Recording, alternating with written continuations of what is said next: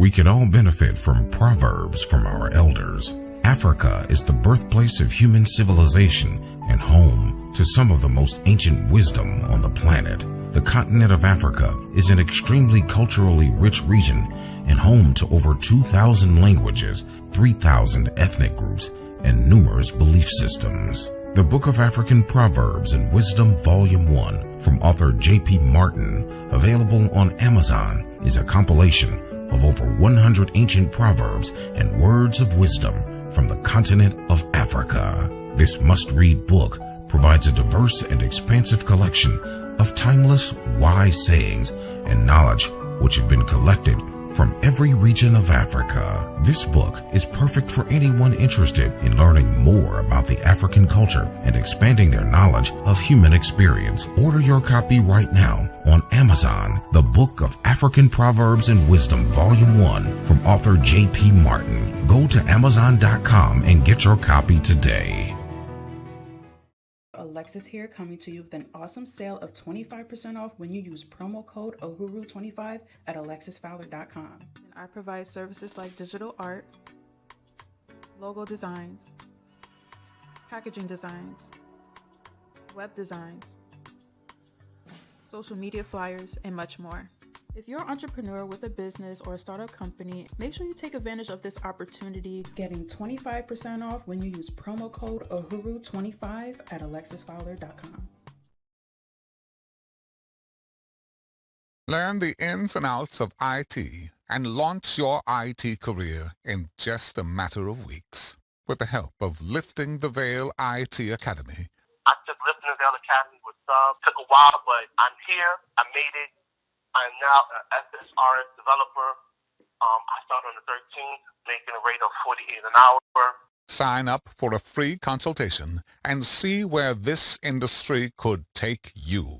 To learn more, go to www.ltvacademy.com. That's www.ltvacademy.com. Peace, family. I hope all is well. I hope you're, what's today? Wednesday. Hope your Wednesday is going well. It's Wednesday here in Atlanta. Do me a favor, hit the like button again. Please hit the like button. Also, make sure you share and make sure you subscribe. Man, leave Kala alone. Leave Kala alone. What you got a problem with Kala for? What you got a problem with Kala for? Leave Kala alone. Y'all like my Patrice Lumumba shirt? Giving that Tupac energy. Yeah, okay. No reparation, no vote. Y'all voting anyway. Shut up. I'm sorry. That was disrespectful. Be quiet.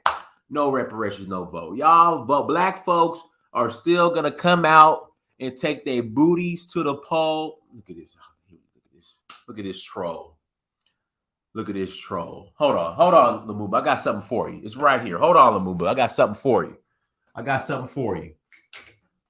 Here we go right here, baby. And how do we get this? How do we get here? We beat y'all. We beat Ohio State. I ain't even gonna say the Ohio State. We beat Ohio State. We beat y'all. Hold on. Let me open it up. Hold on. No, let me hold on. I'll put the link in the chat here shortly. Here we go. Let me show this. Here we go. Hold on. Let me open this up. Let me open this up for Lumumba, man. This guy. Let me open this up for Lumumba. Hold on. Look at that. Look at them action photos. There you go, right there. Just got this in the mail not too long ago. That's us with the trophy. See Kirby Smart with the trophy? You see Kirby Smart with the trophy? Bam, back to back. And we're going to run it back again, Lumumba. We're going to run it back again. Y'all cupcake schedule. Have y'all seen Ohio State schedule? That old soft schedule they got at Ohio State. Oh, I know you remember this right here, Lumumba. I know you remember that right there. You remember that. I know you remember that. I definitely know you remember that right there. That kick right there. I know you remember that. Yeah, so, man, get up out of here, Lumumba. But I'll put the link in the chat room here in about 30 minutes, and then we could, if you want to come on and talk about how I was in the fetal position, but it don't matter. Like, and see, Lumumba, that's what you don't understand. That's what you don't understand. Okay? It don't matter I was in the fetal position. Yes, I was nervous as hell. Absolutely. I was nervous as hell. But we still won. All right? So it doesn't matter that I was in the fetal position. Yes, I was. I was nervous as hell, but we still won. He said no cash payments. But I thought it was cut the check. I thought it was cut the check. You know, I thought it was cut the check. No reparations, no vote. We cut the check. And the thing is, the majority of black people are going to vote for Gavin Newsom or did vote for Gavin Newsom anyway. So it really doesn't matter. When it comes to this reparations argument, black people have nothing to leverage. That's what it is. We have nothing to leverage. It isn't like you guys are going to boycott anything in the name of reparations.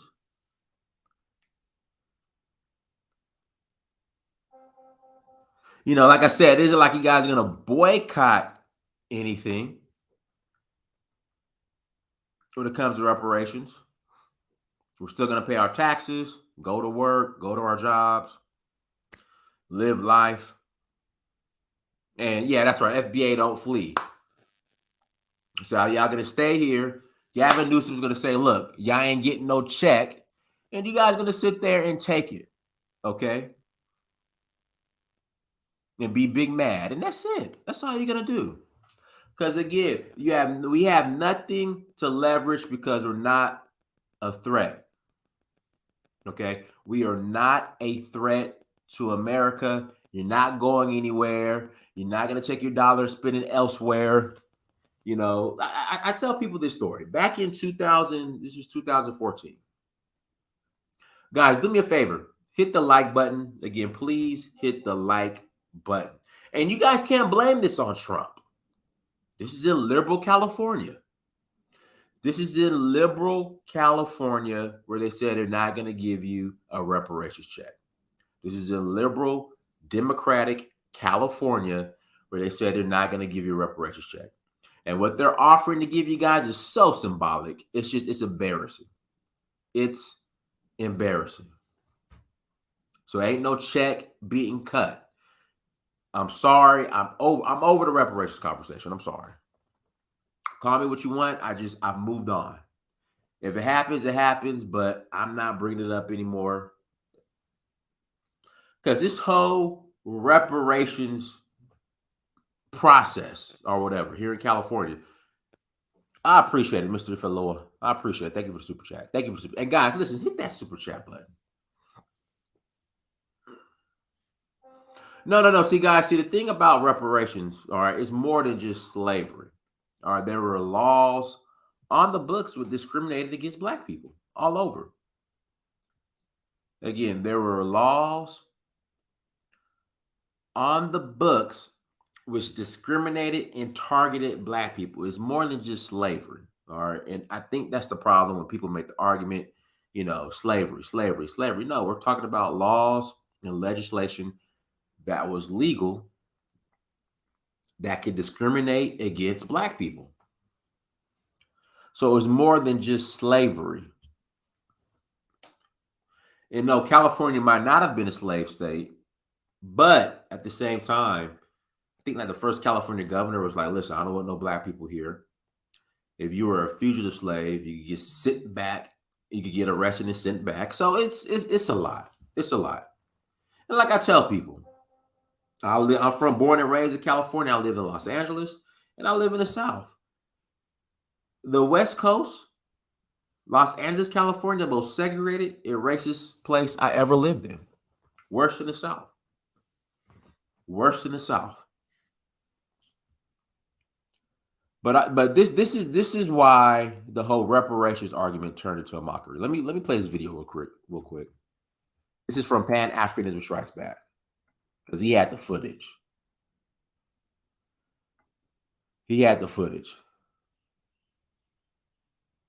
Hold on, let me try to find this video.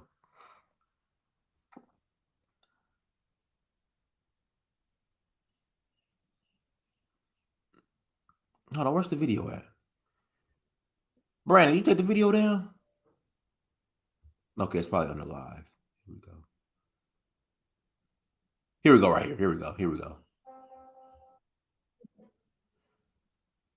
Here we go right here. So I'm going to play this video. This is why the whole reparations argument became a laughing stock right here.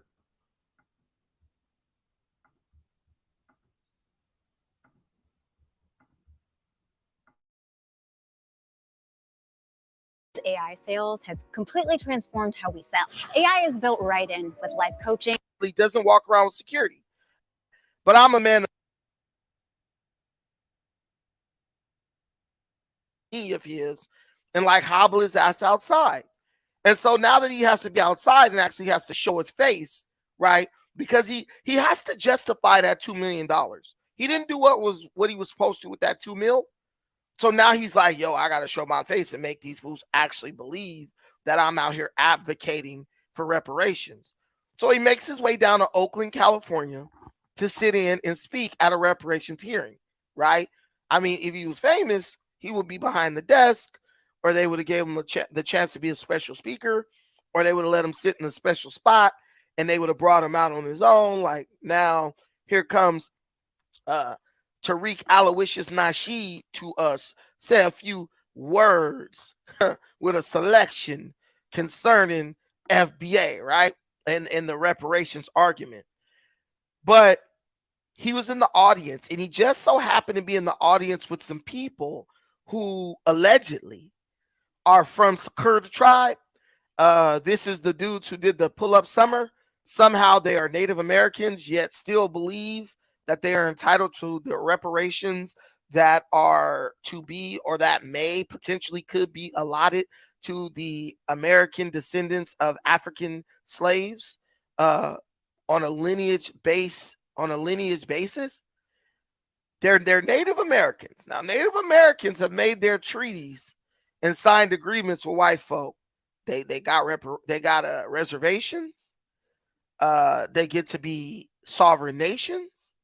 The United States can't charge them taxes, nothing. But somehow these people believe that they are deserving of the reparations that potentially could be allotted to the descendants of African slaves, right? American slaves from Africa. So they're in the audience. And Tariq is in the audience. And someone starts yelling at Tariq, calling him an agent. And I'm going to just play the video so y'all can see what happened. Let me stop running my damn mouth. Let's play it. We are our ancestors were were not raised. So when you all remember us, you were back on our hands. And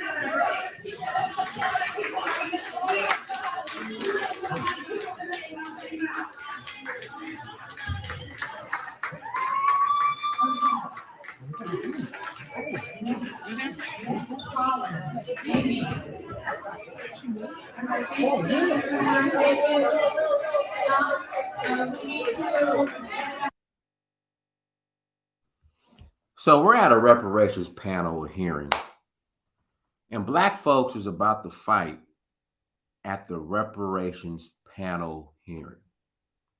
We about to fight.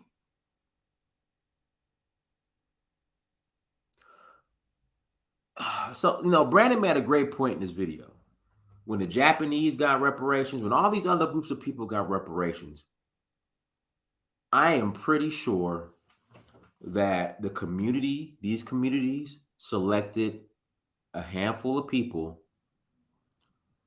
to represent them, and that everybody didn't have a seat at the table where they could run their mouth and embarrass everyone.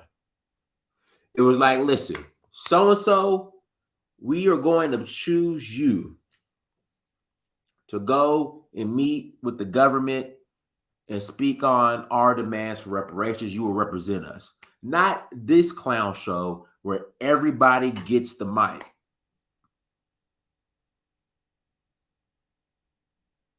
I could guarantee you it wasn't like this. This is an unorganized clown show. No one's going to take us serious. And the thing is, at the end of the day, Gavin Newsom knows no matter what, black folks are going to still vote Democrat no matter what.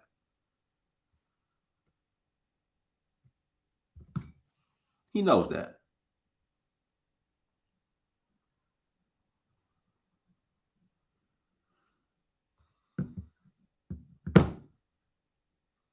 That's what I'm saying. This is just embarrassing. And I say this. I might not agree with everything Yvette Carnell says, but I would much rather say, you know what, Yvette, I might not agree with everything you say, but hey, listen, I would rather have Yvette Carnell represent Black America when it comes to the reparations conversation. Yeah, I said it.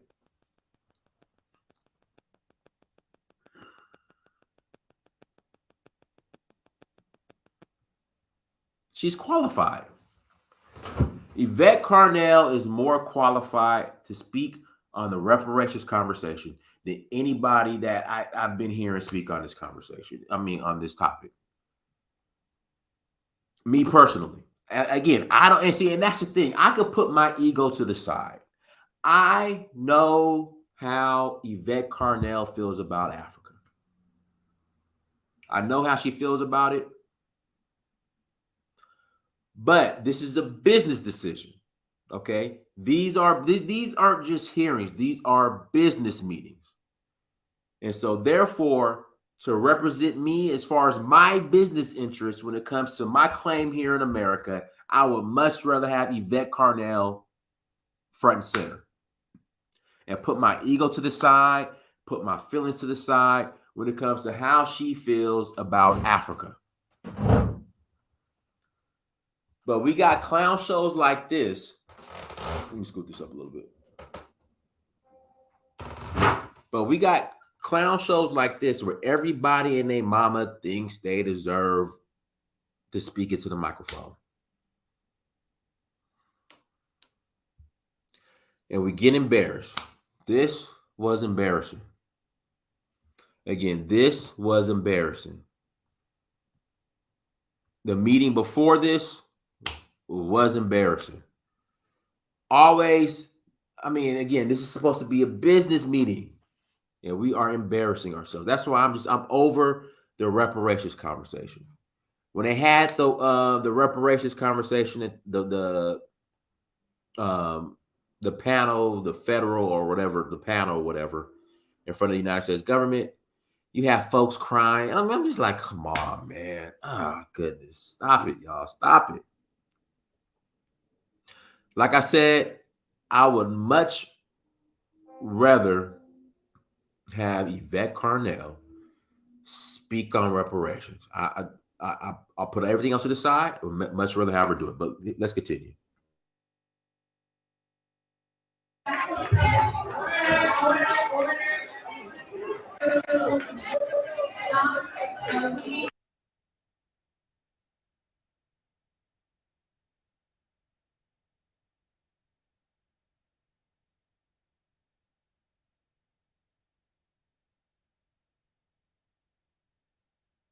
It is, right?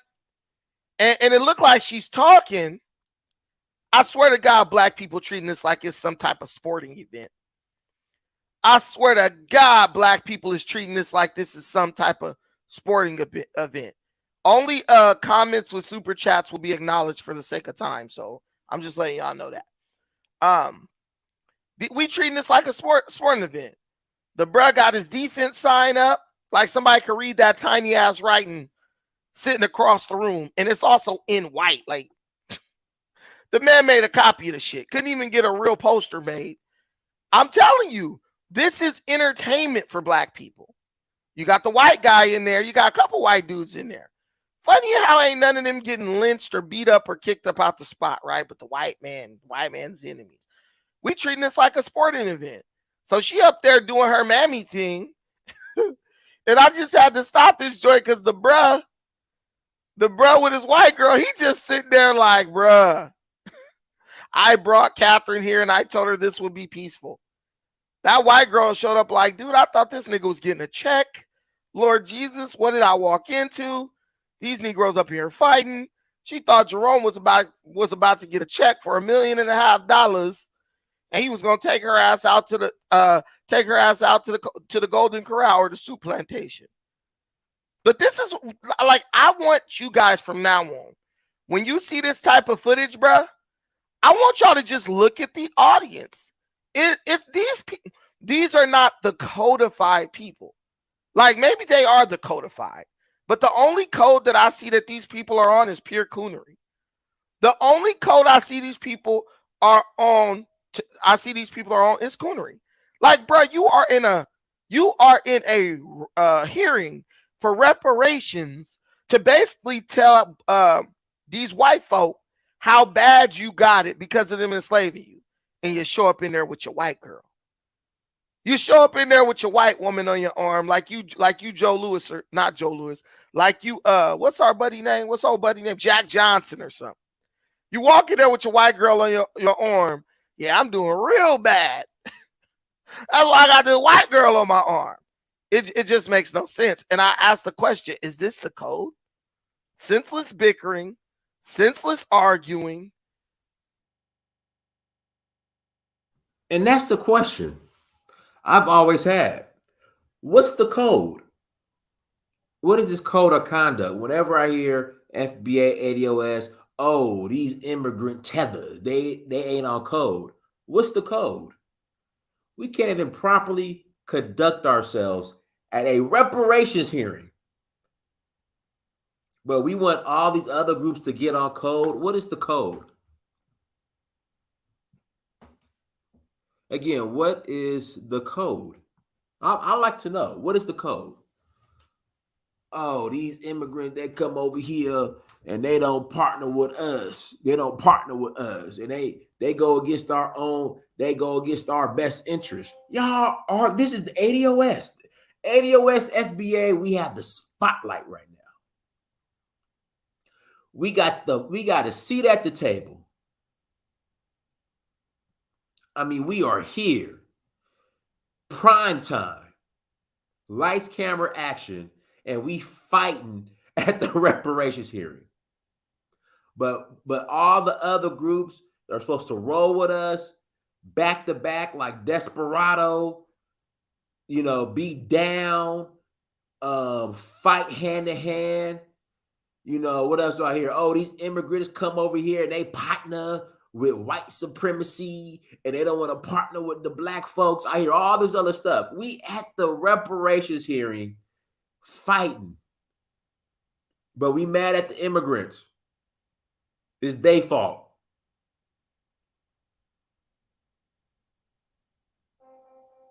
This is what we're dealing with. This is why it has become a complete joke. This whole movement, this whole FBA, ADOS movement is a complete joke. This whole reparations movement is a complete joke. It's entertainment now. It is strictly entertainment. But hey, listen, shout out to Tariq Nasheed. Listen. See, this is the reason why I don't hate on Tariq. Tariq galvanized and raised $2 million.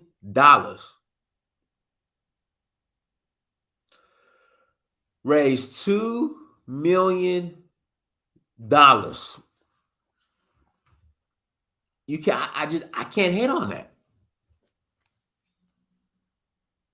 For his project. I can't hate on that.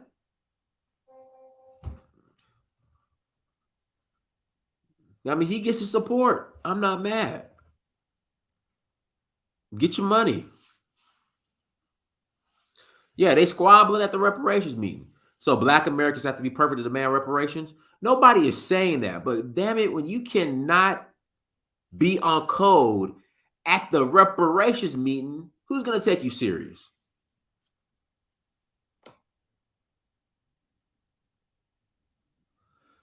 Who's going to take you serious if you can't even be on code at the reparations meeting? But all these other groups got to be on code with us.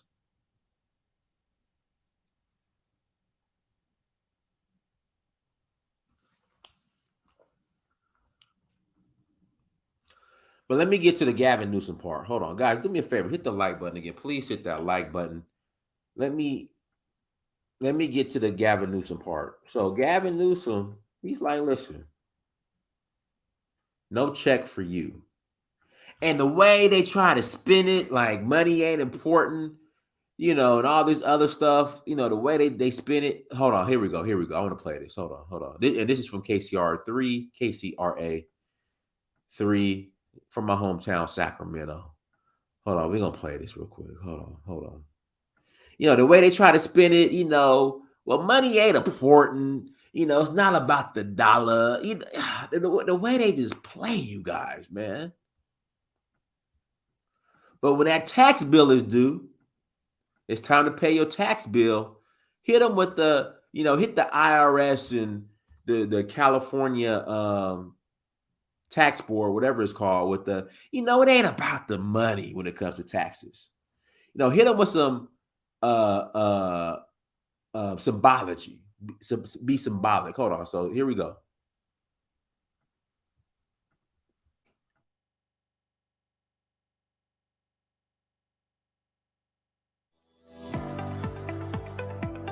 The teachers here at Yuba College are really helpful, and so far they've been super friendly. And it's fun. I learn every day I come, and I love it.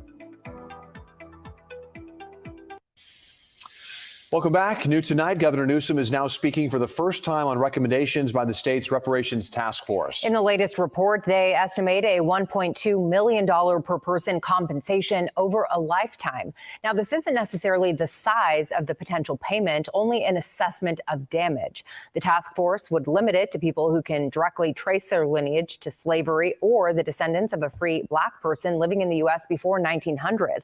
Governor Newsom says, quote, dealing with that legacy is about much more than cash payments. Many of the recommendations put forward by the task force are critical action items we've already been hard at work addressing, end quote.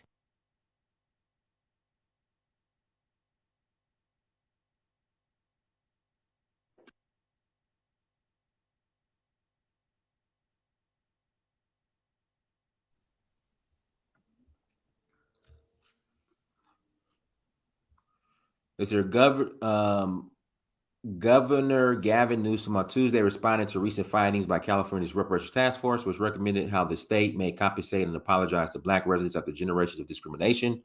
Part of the recommendation includes payment to Black Californians, which some estimates have projected that the state will owe upwards of $800 billion, more than 2.5 times its annual budget in payments. In a statement to KCRA 3, Newsom said many of the recommendations are things the state has already been addressing.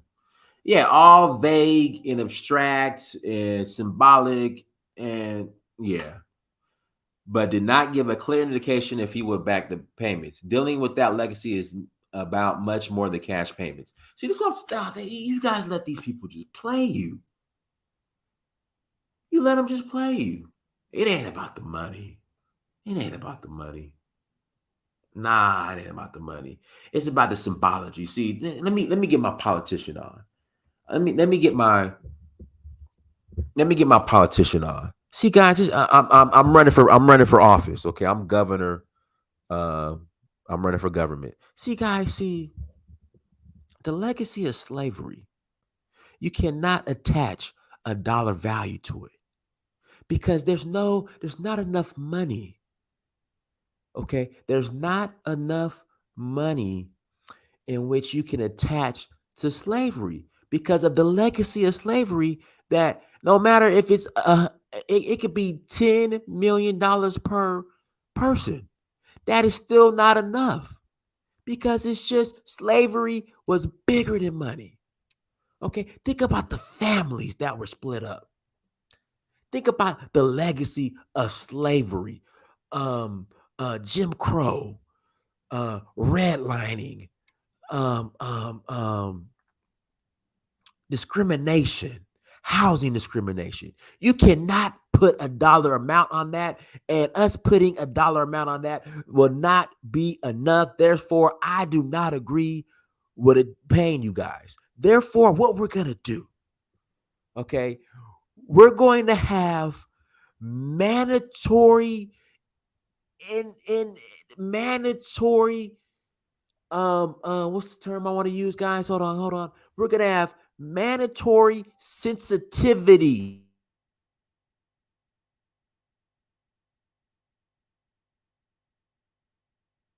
I'm sorry, y'all. I was muted the whole time. I gotta start all over. Dang, I gotta start all over. I was muted the whole time. Okay, so I'm a politician. I'm gonna get my politician on. I gotta start all over, man. I wasn't. Oh, can you guys hear me? Press 1 if you can hear me. Guys, press 1 if you can hear me.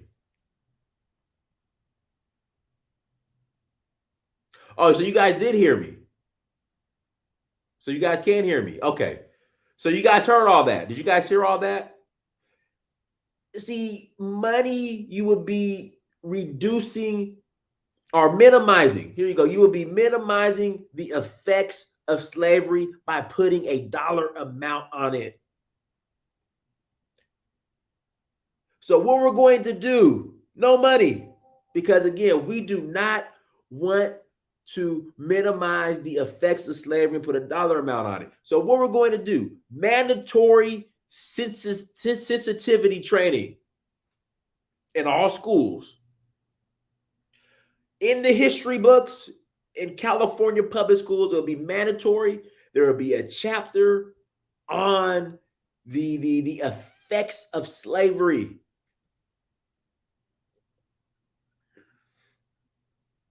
That's what we're going to do instead. Okay. When you apply for a job, we're going to have a separate category for ADOS FBA, so y'all don't get mixed up with them tethers, with the immigrant tethers. We're going to give you guys your own separate category, so you guys won't get mixed up with those immigrant tethers.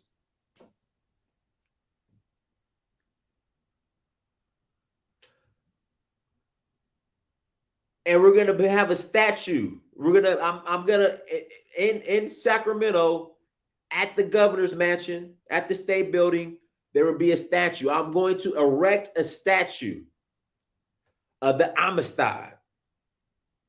Okay. I'm going to erect a statue of the Amistad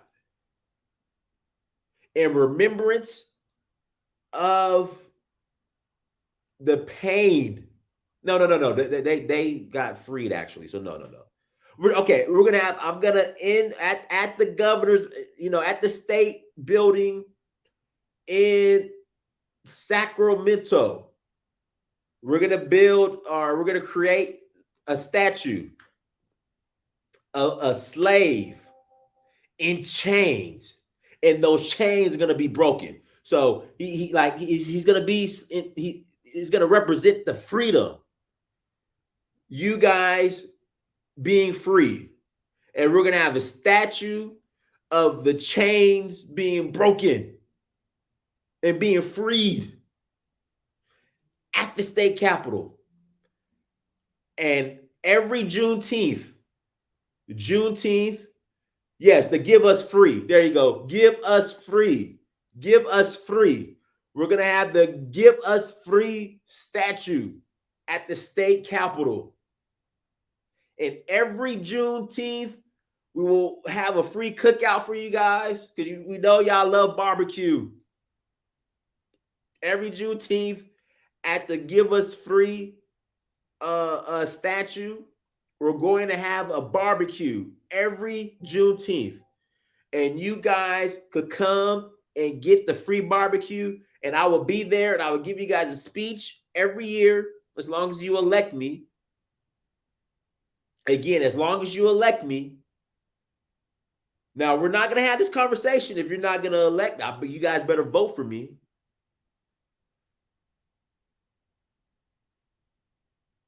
You guys better vote for me, or this ain't happening. No statues and no cookouts if you don't vote for me.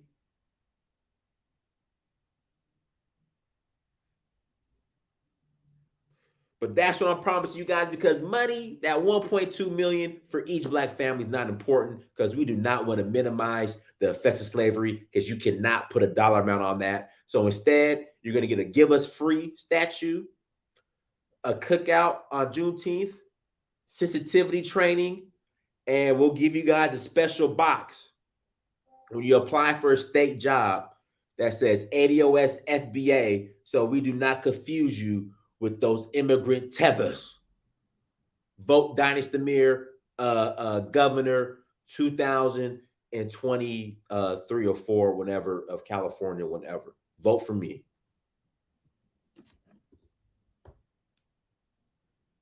There you go. I didn't gave you guys a reparation. That's what you guys are getting. That's what you guys are getting, minus the tether part. That's what you guys are getting. But anyway, listen, I'm gonna put the link in the chat room. We're gonna take a quick commercial break, and we'll be right back.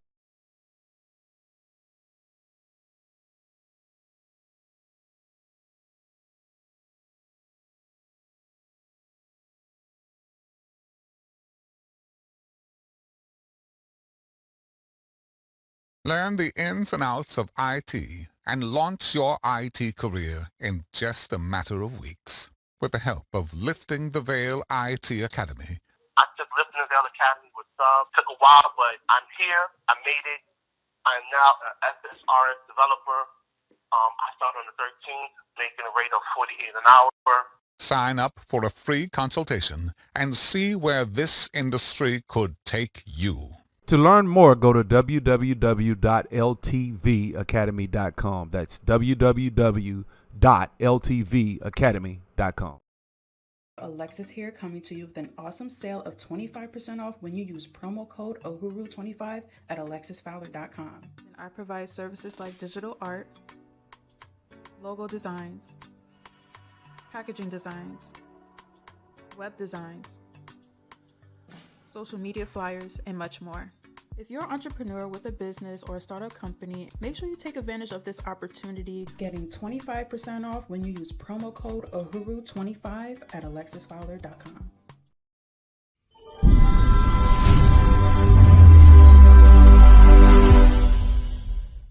We can all benefit from proverbs from our elders. Africa is the birthplace of human civilization and home to some of the most ancient wisdom on the planet. The continent of Africa is an extremely culturally rich region and home to over 2,000 languages, 3,000 ethnic groups, and numerous belief systems. The Book of African Proverbs and Wisdom, Volume 1, from author J.P. Martin, available on Amazon, is a compilation of over 100 ancient proverbs and words of wisdom from the continent of Africa. This must-read book provides a diverse and expansive collection of timeless, wise sayings and knowledge which have been collected from every region of Africa. This book is perfect for anyone interested in learning more about the African culture and expanding their knowledge of human experience. Order your copy right now on Amazon. The Book of African Proverbs and Wisdom, Volume 1, from author J.P. Martin. Go to Amazon.com and get your copy today.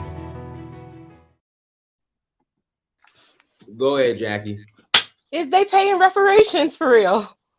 No, ain't no reparations coming. Oh my God, you just like killed my hopes. I'm like, wait, are they gonna actually pay? That's crazy. Yeah, like, no check. Ain't no check being cashed. Cause I got boys in Elk Grove. I will go out there and marry myself somebody, sir. Cause I'm half Jamaican, so they might only want to give me, $500,000 a month. So I need that bread. Y'all African Americans, don't care what you got. We need this marriage. We need to get this paper. Like, this paper is necessary. How are you doing, Dynas? What do you think about all this? They turned it into a shit show. They did. Yeah. That's embarrassing how they did that. Man, my grandmother would never. They would never. Like, the way they presented this is supposed to be an organized presentation, man. And the way they got us out here looking like a bunch of, Tariq got us out here looking like a bunch of clowns. I wish he would just sit down. Honestly, it's really embarrassing to, like, my grandmother and her family. It was crazy. It really is. Go ahead, Come on, Lamumba. bud. OHIO. But y'all, oh man. Listen. For all your viewers, Dynast and I had a bet who would win the game. We're talking about the college football playoff game. Let's start there. Who won? I mean, can I speak my piece? Can I speak my piece? I mean, if you cam up, I cam up. Right. If you cam up, I cam up. You cam up, I cam up, and we know what took place, right? Dynast was shook ones. I thought it was a Mobb Deep album. I thought it was 1999 or something. And the reality of the situation is Dynast was shook the entire game. He was extremely quiet as a church mouse. Okay, he didn't have anything to say the entire game, right? I think he even shed some tears, right? But right at the end, Ohio State's kicker unfortunately missed the field goal, and here we are, right? But the reality of the situation is, if you all don't know, I saw a side of Dynast that you all don't get to see. And that man was shook. I mean, he was shaking like a stripper. That's how, I had to tell him to tighten up. I said, tighten up, brother. Lord have mercy, right? But, look, so, Hey, listen. When Lamumba said his kicker missed the field goal, that's it, right? That's right there. Okay. But regarding the conversation, but this is what happened. This is the actual footage. Can I speak? We're trying to focus on something very important right now. So now you want to change the topic. Go ahead. I do think that what we tend to find, particularly in contemporary African American politics, is an issue of symbolism over substance. I think anyone who is being honest about an accurate assessment, this is what we tend to find. I think one of the other issues that I really think is important is when we talk about this reparations conversation, I would agree with you. I don't like a lot of the machinations of Yvette Carnell, but when she does speak about reparations, I tend to find that she focuses more on facts, data, statistics, things of that nature, while Tariq Nasheed looks to articulate really a Beavis and Butthead sophomorish approach where he's just insulting people personally, making hominin attacks. So I think that's an issue. But what I've heard from individuals who are in that community, FBA, ADOS, is the belief that we have to do this because the main goal, the primary goal is reparations, right? And so we keep seeing this pushback, right? We keep hearing be on code, but then what do we see as a result of this? Nothing. And as you say, a shit show, people engaging in behavior that's extremely unbecoming. So I think it leaves a lot to be desired. And yes, to thine self be true. Yes, he was shaking like a stripper. I thought I was watching the Players Club Part 2. The male edition. I mean, last time I was like, damn, you know what I'm saying? I said, this is what you was doing in Atlanta? This is what you was doing at ATL after you left UGA? You was at Chippendales. Like, Lord have mercy. You know what I'm saying? For real. One of those things. But that's between me and you. I ain't gonna, that's between me and you. I ain't gonna speak ill of you, brother. You know what I'm saying? That's between me and you. Listen, whatever you got to do. Whatever you got to, whatever you got to do. If you do something strange to make some change, nothing but respect, you know what I'm saying? But just let you know, y'all ain't gonna run it back next year. We see y'all. That's the guarantee. Cause y'all got lucky this past. Y'all ain't gonna make it. Y'all gonna lose to Michigan. Y'all gonna choke against Michigan again, 3 years in a row. It sounds good. That's gonna happen. It sounds good. Matter of fact, y'all the ones with a cupcake schedule. Y'all play one ranked team all season. That's Tennessee. We got 3 teams in the top 10 on our schedule: Notre Dame, Penn State, and Michigan. Holla at your boy. And y'all gonna lose 2 of those games. Right. And here's the reality situation. You was recruited by Ohio State, but you was scared to come up north because of the cold and the snow. So we know you ain't gully. We know you ain't gully. We know you ain't gully. Hey, but listen, why Fitzgerald try to chime in? His team didn't even make it to the playoffs. Why Fitzgerald try to chime in? Talking about it's all good though. But on the reparations, I would argue that the focus, particularly politically, should not be on hitting a home run or a grand slam per se, but on accumulating doubles and singles. And by saying that, I think we have to look at some of the structural and institutional barriers that we find ourselves facing, right, in all areas of human activity. Also, when you talk about the reparations argument, yes, people make the argument that, particularly people from the FBA, they tend to be extremely uninformed, right? They make the argument regarding because of slavery. I've always pushed back against that. Michelle Alexander, I think, makes a brilliant argument in her book, The New Jim Crow, that if one was to be asking and advocating for reparation, that it will be rooted based on a system of social control that started with chattel enslavement, but then morphed into what? Sharecropping, black codes, convict leasing, corporate banking, Jim Crow, and then now what we know and call the new Jim Crow. So it'd be due to a system of social control that is seen that has sought to viciously trap black people in the system of second-class citizenship, or what we know the father of black nationalism. He just had his birthday, matter of fact. Martin Delaney calls what? Making us denizens rather than citizens. So it's something to, of course, be cognizant of when we talk about the issue of advocating for reparations. But I would also argue that oftentimes in these conversations that we see, there are oftentimes lay people who are making or advocating for reparations rather than individuals who are actually informed, or individuals with, of course, Juris Doctorate that have actually done the research and been able to actually calculate an actual intelligible monetary amount. Sorry, what is a denizen? Because I've never heard that term. Yes, so a denizen, I give you the etymology of the word, is a British term to identify a person who's living in the country by privilege, not by right. So a citizen is someone who's living in the country by right? A denizen like the Nigerians in UK. Right. Denizen is someone who's living in the country by privilege. A great example of that in terms of African Americans being seen as denizens is when we look back this August, it will be 18 years since that crazy ass heifer Hurricane Katrina came rolling up to New Orleans, right? I was actually in the military at that time with the National Guard. And if you go back and look at the news media's reports of what took place during Katrina, African American residents of New Orleans were called what? Refugees. And we know a refugee is someone who lives in the country. They're not a citizen. They're living in the country by privilege, not by right. So even the mainstream media and, of course, the government at large does not view African Americans, black people. So the people that they shipped up here into New York like 2 days ago, are they denizens too? Like, like all the people that came through the caravan. I'm just trying to figure out. I'm sorry. You talking about the caravan of the border? Yep. There's a whole bunch of citizens up here in New York. They trying to Mayor Adams just took a whole bunch of them. Right. And I would make this argument that unfortunately what we tend to find is that immigrants, illegal immigrants, particularly from Latin America, right, are seen to actually be advocated more and have more rights than black people who live in this country for numerous generations, right? I mean, we've seen actual cities, mayors, congressmen come out and say, no, we're going to allocate money for these folks. Yep.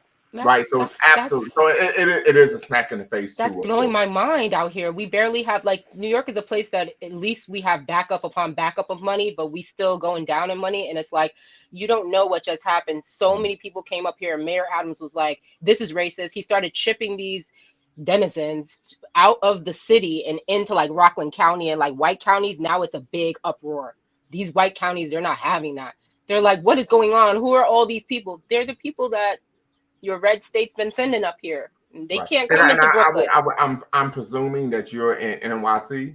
Yes, I'm in Brooklyn right now. Brooklyn, okay, BK, okay. When I lived in New York, I lived in Harlem, 146 and St. Nick. Yeah, that's the way to Harlem is the A train. You know how we get there. 145th Lennox. and of course, Dynast, he don't like to go north. He's a Southerner. He never comes this far up. I mean, we know that he doesn't come north of the Mason-Dixon. Right, he's waiting for matter of fact, he's waiting for the time when the South will rise again. All right, go ahead, Philip. Greetings, Jackie and Professor Lumumba. Wow, I didn't even realize you knew my real name. Shit. Well, you help me out every now and again. You told me, but look. We talked about this, right? We talked about this from the very beginning. And when this got voted out of committee, it still had to go in front of the California legislature. And then it would have to be signed by the governor, right? And let's just say that it got through the California legislature. Then that risk of a veto, Republican or Democrat, was high. And let's say that the governor actually even signed it. Do we really believe the U.S. Supreme Court wouldn't come in and not overrule it? Do we believe that? Well, what I think is, because I was watching GB2A this morning, and I put the fucking fear of God in me. But what I believe is that this government does have the money to pay us, and they will pay us, but it'll be a war for us to keep that money. I believe we will get something, but these white supremacists will be on our ass if we get that money. First of all, we're already more rich than them, some of these low-level whites. Number two, imagine you, me, Dynast, blacks like us, getting that money, that gonna send them through the roof. We gonna have to defend this money. So Sure, stay strapped. I thought, I don't want to digress too much, but there was a show on HBO, I'm trying to think, oh gosh, it was based on the graphic novel, but in that particular show, Black Americans from the Oklahoma area, the Black Wall Street area, actually received reparations. And what we saw was a paramilitary that was formed, and so on and so forth. If somebody because if we have remembers money, we'll have the money and resources to do things like that, build up militias, purchase weapons and things like that. We'll actually have money to do stuff like that. So I'm hoping, I don't care what money they get. My only point was, look, you need leverage. And I've been saying this from the very beginning. You need leverage to be able to get that money. It's not going to happen through a voluntary vote. What has to happen, look, civil rights was obtained because we were the dominant workforce in domestic work and farm work. Martin Luther King's hammer behind his movement was, if I tell the black farmers to walk off these farms, thank you, it was The Watchmen, exactly. That was on HBO if you want to look at that. Thank you, Chad. That bottom line was that he could tell those farm workers, walk off the farms. We're gonna boycott the farm work, and that would devastate the South because we were the primary farm labor. That's how civil rights happened. Not marching. Marching helped. Boycotts helped. It made it visible how numerous we were and that we were working together. But the leverage was our position in the workforce. We don't really have that position anymore. We don't have it anymore because we tried a strategy that failed. And that strategy was the 1965 Immigration Act. And in the 1965 Immigration Act, we changed what had been the previous laws, which was we could not change the demographics of the country with immigration. So if the country was 70% white, 80% white, you could not increase the 15% black or 20% black to 17, 18% with immigration. That was the case law, okay? So that's how we had this imbalance before, where you saw the doors were opened up to Irish and Polish and but that conflicts with what I know about history because, like, for example, we had most of us, well, let me speak from my half Caribbean side. Yeah. Most of the Caribbeans, they had their secession of, freedom and emancipation in the 60s. And then you see people coming in the 70s. So that just conflicts with, like, what actually happened, right? Like, we had a lot of West Indians come up in here. You mean to say our numbers didn't go up? Like, no, I'm trying to understand. They did. Actually, Jackie, we agree that I said after the 1965. Okay. All right. So boom. Yeah. The Africans, the Jamaicans, the Caribbeans, they all come after 1965. Okay. Prior to 1965, there was not a lot of immigration, not a lot of Africans, not a lot of Asians. The case law didn't allow it. Okay. But there was, and what I was saying, the previous groups, the Italians, the Polish, the Irish, they could all come because they weren't changing the demographic. And previously, actually, Italians, Jews, Poles, they weren't considered white. They were made white. They were made white as the other groups started to come in. So Italians really don't become white until 1945, after the war. Yeah, it's a sad thing for Africans that have to come over here because now they don't, even if they are of a good class and they work hard, they have to assimilate into blackness. And, like, blackness is a failing concept. So, yeah, but the point I was just trying to make was from the very beginning, from the very first conversation I ever had with Dynast about this, I said, the way that we get this is we have to work with our continent. We are not a nation. That is not the way that it works. We cannot bring this as a class action type class of people, subgroup of Americans, and bring it. That's not how it's going to work. What worked, the last group to get reparations from the US government was the Japanese Americans. What they did was file a series of lawsuits to try to flesh out what was owed them for being interned. And then the Japanese government, in trade negotiations with the Reagan administration, demanded that their diaspora receive their reparations. So who gonna do that for us? Nigeria? Because I'm gonna tell you, I was living over there for a while, and it's not gonna happen. But that's who we need. It's not gonna happen. That's who we need. We need them, and we need Congress. I love Nigeria. My man is an Igbo. Black Beauty. Listen, it's not gonna happen. I love him. I love the man, but it ain't gonna happen because we don't need. They're the only ones with leverage. They're the only ones. We need their help. They don't have no leverage over Black Americans. Oh wait, Shay, they do. Kidding me? No, they don't. If they decide, we need their nation. We don't need them. That's bullshit. Can I finish? Sir? What oil do you have to shut off to the U.S. government? Basically. What coltan do you have to shut off to the U.S. corporation? Basically. Well, they're coltan. What cobalt do you have? Everybody else is getting. China. What population of doctors? No. What population? Look, from Nigeria. If Congo said today, Apple, France is getting that. Samsung, you cannot have our coltan to build your cell phone. It's a done deal. What are you talking about? Now India is cashing in. Oh my God! Hey, listen, Shay, I want to say this: the most valuable resource. Let me just say this one part. The most valuable resource. Shay, hold on, Shay. 1 second. The most valuable resource that I see that came from Nigeria was the people. So when we say we're going to take all of our people out of Wall Street and all of the number one place with the Nigerian doctors is New York City. Let's take all our Nigerian doctors out of here. Let's take all of our lawyers out of here. Well, let's take all of our. Let's do that. We need to do that. Go home and then we get our reparations. They're here. I don't know, girl. That's what we need. Nigeria is in tribal wars. I went home. Nigeria is not in no tribal war. I just came from there 2 months ago. Nigeria's peaceful.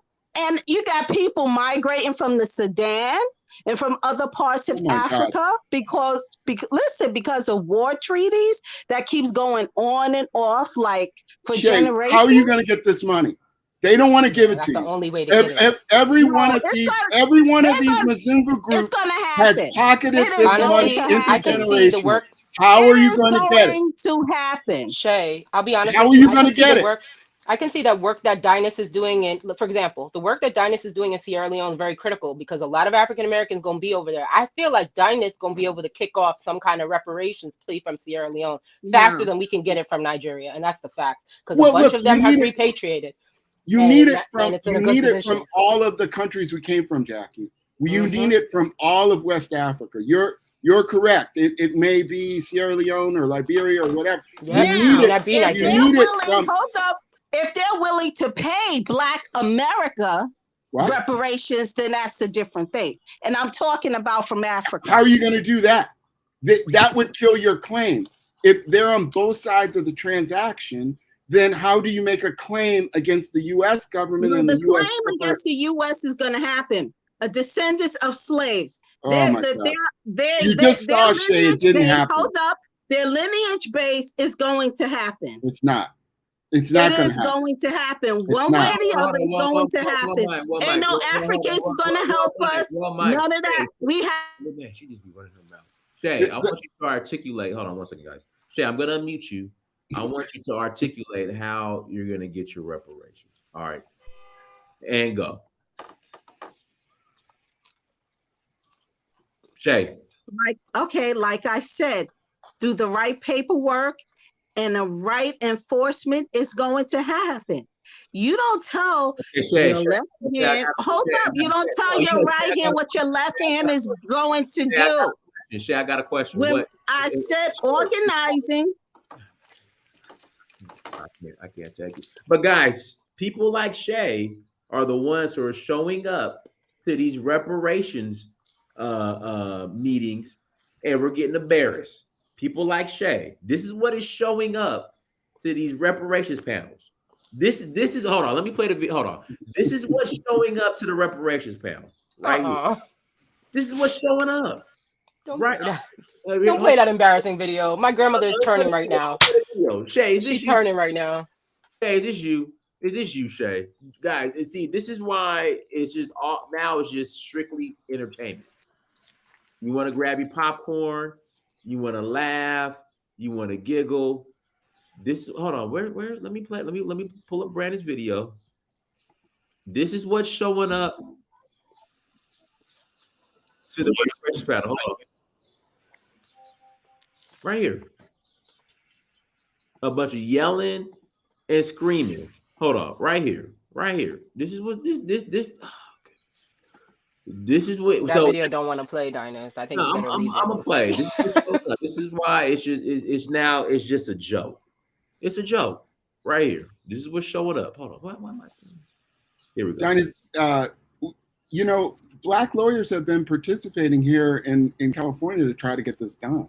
Yeah, but I'm gonna tell you the problem, Philip. You got people like Shay, who instead of saying, "Listen, let me be quiet and sit back and let the lawyers do their job," they gotta like when you're at these panels. Oh, you're trying to be funny, Dynast? No. What I'm saying is, let me mute you. At these panels, all right, no one should be talking except for the lawyers and the qualified people. Period. Full stop. In the words of Philip, Attorney Lindsay. Full stop. I don't care who you are. I don't care. Hey, this is, you guys got 15 minutes. If you want to, I don't know how they do it at these panels. You got 15 minutes. You want to come up and speak. You sit your ass down and let the lawyers go up there and do the talking. You be quiet. But everybody has an opinion. And Shay, you're more than welcome to come here on your show. Everybody is more than welcome to come on here and you use Dynast's platform. I don't care. Let's have a conversation. But when it comes down to business like this, even I know when I'm in a room of experts, I'm going to sit down and shut up. I even know that. But you got everybody's an expert. They're coming to these reparations hearings and just acting a fool. And this is what goes on. Shay, please tell me another group of people. Shay, give me an example. Another group of people who gets into a fight, who almost starts a fight at a reparations panel. Do you have footage of the Japanese fighting each other at their reparations hearings, Shay? But who's to say that was us doing that? The video? I'm talking about ADOS. I don't know why they was fighting. I don't know what triggered. That is definitely not no hardworking Caribbean and African people who have a job. That's definitely ADOS right there. So you're saying Black Americans are not hardworking? Is that what you're saying? It doesn't matter what I'm gonna say. Hold on, you can calm down. You can calm down. You're gonna stop yelling at me, or I'm gonna stop addressing you. You're gonna calm yourself. I'm answering if you would let me answer, but you're gonna calm yourself down today. See, girl, you calm yourself stay down. in your place. I asked you a question. You said blackness is a failure. Guess what? I'm not answering now because the way you talk, I don't like it. At Black Americans, did you hear me throw dots and shots at you? And you claim to be half. Listen, I don't care what you think, and I'm gonna tell you right now, you can calm your little attitude down. Your little attitude is the reason why we fucking failing out here, honey. No, so feel how you want to feel. My attitude has nothing to do with that because I have a great persona. You better believe that. Every time you come on Dynast panel, you screaming. Activist. You know what a real activist? I'm not an activist. I work. A real activist I have things to comes do. from lineage of I don't care. Of being active in the United States of America. I don't care. Let me meet you guys. That's the problem. Everybody that comes to these reparations panels think they are activists. That requires work. That's everybody thinks they're an activist. That requires work. Habits, and that's why. Many of us, you don't know me. Many of us, like me, have put in the work before you even got here, sister. You better believe that. And who are you talking about? My grandmother is 500 years deep down here. You're talking down on me. You're talking down on me. So what? What you gonna do about it? But so what? You're That's the problem. You too sensitive. You too sensitive, sweetie. Talk is cheap, man. Do your work. See, I'm from the old school. Go to your country. Get your DNA. Go to your country and make your country ask for reparations. That's what I'm doing. I'm going to be sitting on the reparations committee in Nigeria. What is you doing? I need you to do more, sweetheart. Stop talking to me about it. So you're not. I'm in my country too. I was born here, baby. My dad is Jamaican. I'm everything. Oh, I am okay. Your a dad beautiful is African. Jamaican, but you just said Yamato, you're sitting on the Let me give you Nigerian let me give you the committee. details of You who I am. just said I you're am a sitting on beautiful the African Nigerian American committee. woman. Cause see, I can I am put a on my beautiful gloves, African and let American me tell woman you, I do born not here in New have York. all the Daddy damn is time. Jamaican, You ain't prettier than nothing you, to and my me. man is Are you African. You mad? Nigerian? Which one You are you? mad? You Which mad? one are Oh, you, though? you mad? Which You one mad? are you? You Sanu de just said Kokora. that you was half Watagwan. Which one black you want? You American, want what's up, and yo? now You you're want saying Sanu? you're You sitting want on the what you want? You Nigerian. want What what does that Bounty? Which mean? one do you want? What You want does Sanu? that You want mean? Bounty? You want what's What up? What you does that want? Show mean? your face What and does stop that talking mean? shit. What does that mean? Talk is cheap. What It does that mean? means we lose. It Okay, means okay, that hold on. as No, long we as we don't fight, lose. Hold we on. lose. I don't lose. So Shay, Yeah, let me ask you lose. I lose. You No, lose. I Black don't Beauty lose. No, loses. I We don't. all No, lose I don't. because we That's a wind up lie. arguing and That's not criticizing true. each other, and it gets nowhere. Did you Which is hear me exactly criticize it's this lady here? exactly what happened in this You committee have to meeting. learn how to take critique. You too sensitive, sweetheart. You represent all the other sensitive people here that ain't gonna get nothing. Sorry, while y'all No, out here I killing don't each other, we gonna be represent living in Africa sensitive, comfortable. but I tell Y'all you gonna be in what, a race war, and we not gonna be I here to help know. you. The best of us. Thank you. You said we gonna Harold, be in a race war. all right, We've okay, been Harold, in a race war, Winch. We've been in a race war since the beginning of time. So Shay, I what got are a you question. talking So Shay, about? That's Shay, let me nothing new. I know you And don't want guess to call what? me. We You're gonna fought call the me. race wars. One mic. Shay, I got a question for you. What are your thoughts on Governor Newsome saying he doesn't necessarily agree with the cash payments? What are your thoughts on that, Shay? He said he doesn't agree. So we still have to come to an agreement. That's what I feel that is. He's one person. There's more to come after that. He's not the only one who's going to make the final decision. Oh, no, there's Congress, there's senators, there's a whole lot of politics in this. Okay. And yes, there is some issues. There is some issues with American dollar. Okay, Shay. So there's another conversation that needs to be discussed. Shay. So Shay, what yes. What do you guys have to leverage? What do you have to leverage? It's what do they have to leverage? That's the question. Anything. What do you have to leverage in your? It's what they have to leverage, and it's on ADOS, descendants of slaves here in America. It's our decision as we come together to fight this fight, because this is not the first war or battle or fight we've had. So this is for our generation to take care of. Yo, let me jump in. That doesn't mean just because, hold up, you made a comment. Okay, go ahead. They will let Quincy go. Go ahead. Okay.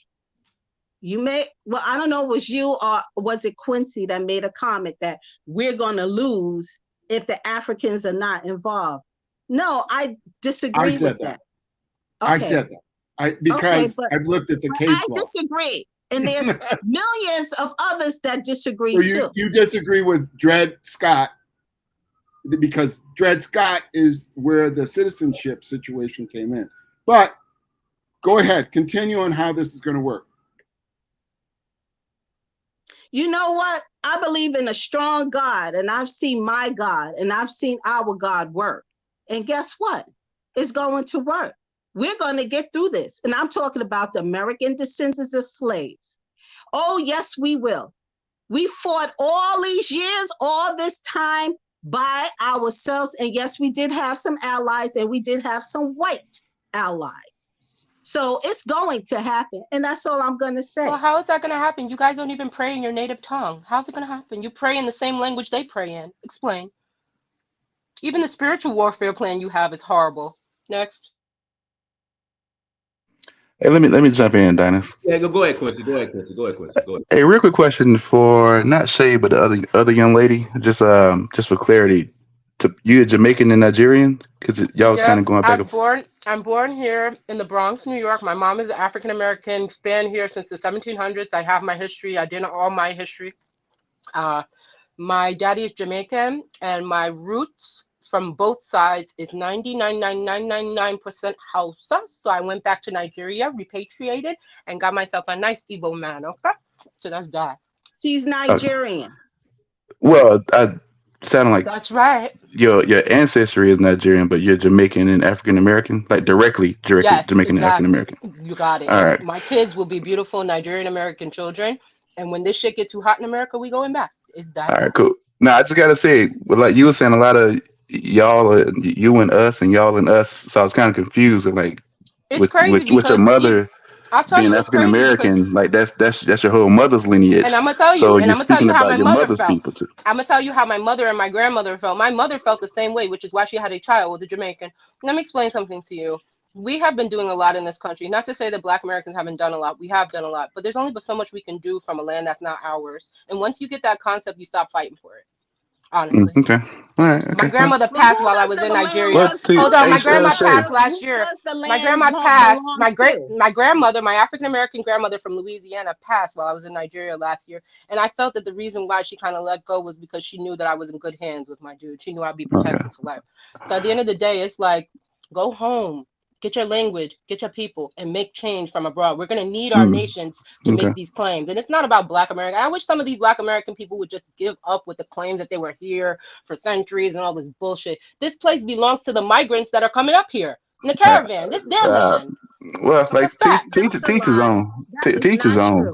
Teach his own. But let me jump in. One more question. That's her Question. delusion. Hey Shay, let me jump in Philip right quick. Philip, do you have any example? And I'm pretty sure this probably was mentioned somewhere on here. I don't listen to all the Dynasty's all of his broadcasts, but any example of an African country using their leverage against the U.S. to advocate for Black Americans to accomplish something for Black Americans? Like it could. I half agree with you that it would be greatly beneficial if we had an African nation to stand for us. But I also do believe that's never going to happen, and I'm not aware of any time that's ever happened in history where African nation like leverage whatever leverage that they have against America and in order to stand for us. So do you have an example? I can answer that. That's a great question. Philip, can I? Philip, I'm sorry. Yeah, it's your show, Dennis. Do it. Quincy, the reason why it's never happened because the average Black American wants absolutely nothing to do with Africa. I wouldn't say the average Black American. I wouldn't say that, Dennis. Dennis, I wouldn't say that. I know. I've been in a lot of spaces in the UN myself personally. You're not gonna talk. And gave Hey, him Shay, money. come on, Shay. You're not gonna talk over me. It's the truth. I've been on this connecting the bridge journey between the diaspora and Africa for 13 years, doing it full time. Dennis, me and you about the same age. I think that the truth is closer to. You're talking over me. Let me finish. Okay, sorry. The majority of African Americans want absolutely nothing to do with Africa. It's just facts. Hard stop. So even the idea of reaching out to Africa as a collective, I put it like this, Quincy. If Black Americans put the amount of energy that we put into voting Democrat into voting like, hey, Nigeria, let's partner and you guys represent us and we collab, boom, boom, boom, it'll get done. But the majority of African Americans just aren't interested. That's just the fact. Well, there we go. So there we go. You said apartheid. Hold on. Shay, come on, Shay.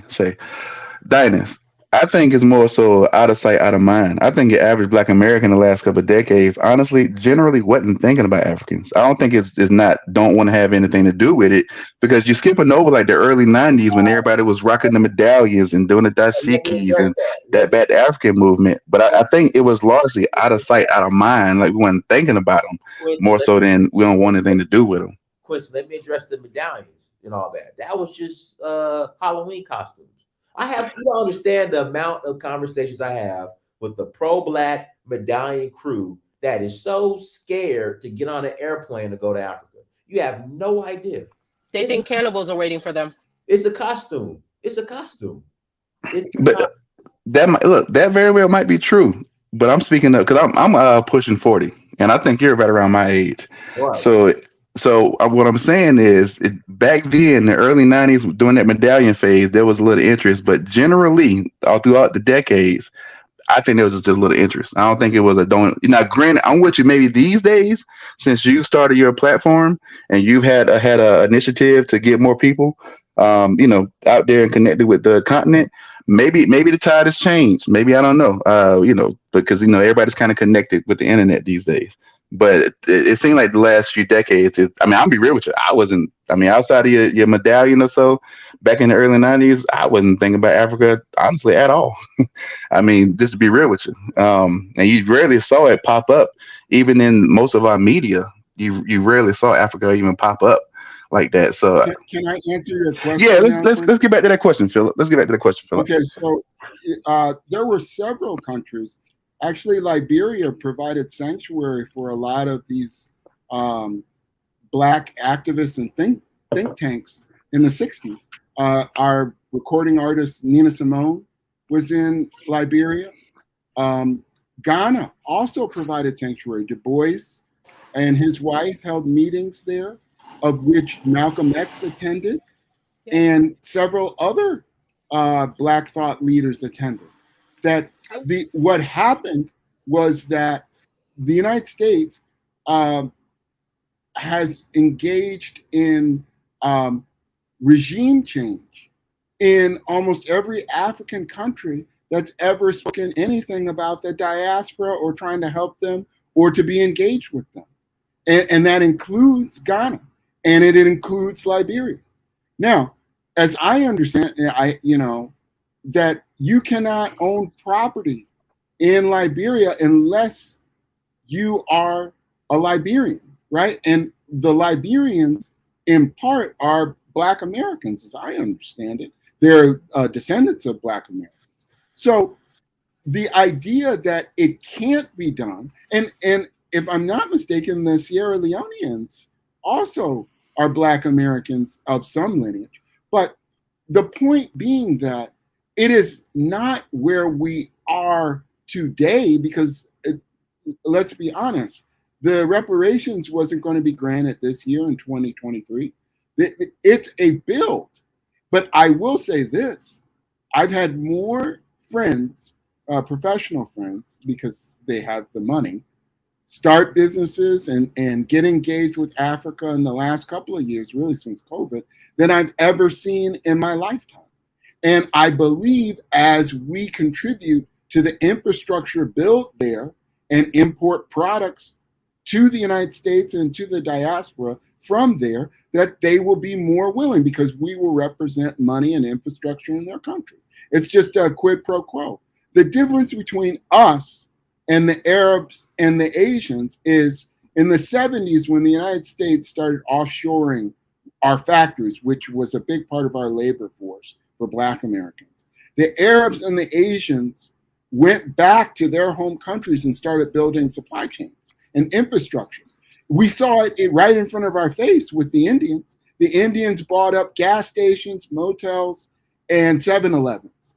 Now they're one of the wealthiest minorities in the country. They did it right in front of our face. Where did that money come from? They built supply chains with their home country. We refuse to look at the economics right in front of our face and build with the people that look like us. And to me, this effort by the, whether it's Tariq Nasheed or whoever is the one that's telling an African person that looks just like you, that you are not them and they are not you, has done an incredible amount of destruction. Because what it does is it prevents us from collective economics so that we can help ourselves move forward. But, the motto has been laid out. Claude Anderson has written, I don't know, at least 3 or 4 books on it. Nobody really took him seriously. And so we are where we are today. They Claude was on the money. But just to be fair, Philip, you didn't answer my question. Let me. Liberia, Ghana. You said they all provide a sanctuary, but my question was a country using their leverage against the U.S. to advocate for Black Americans to accomplish something, to stand against the U.S. and threaten to remove X, Y, and Z if they don't do Black Americans right. You said they provide a sanctuary. That's great. Well, that's a starting point, yeah. Well, yeah, look, but come on, man. We've been in this for centuries, bro. I mean, so I'm saying that to say, and even Dynas jumped off and said it hasn't happened yet. So I'm saying all that to say, like, it would be a great, great, great help boost for Black Americans if there was an African country out there that did stand with us. But it hasn't happened yet, and honestly, I don't see it happening in my lifetime. Right? Well, Quincy, I think you've made an excellent point, and actually, Tunija is one of the people that would agree with you most, because what you're really talking about is what African country has the type of military resistance and ability to produce weapons to stand up to the American global empire, and the answer is none. In fact, most of the weapons that are in these African countries are purchased from countries outside of it. They don't produce their own weapons. And if you want to take it a step further, I would make a very strong argument that the reason why slavery was able to move forward was because the African kingdoms didn't build on the muskets that they had. They had muskets, but what they didn't do was work on that technology and retro-engineer it so that they could defend themselves from when the Europeans said, we're going to switch this up from resupplying our ships to now we're taking people. They didn't have the muscle to stop them. And we don't have the muscle today. They sold their best. Well, I will say that the Europeans researched the Africans they took, and the Africans they took had skills that would be beneficial to what their project was in the Americas. Okay, so let me mention one more thing, Philip. So frankly, just a thought. To me, it honestly is no advantage of any African country to intervene and stand for us, because honestly, they could kind of get their cake without even leveraging anything. The Africans get to still come over to this country, Caribbeans too, and still get to slide into any and all the programs that was meant for Black Americans, ADOS, whatever y'all want to call them, call us. I still like Negro, to be honest with you. Can I ask a question? What program was specifically meant for us? No, that's my point.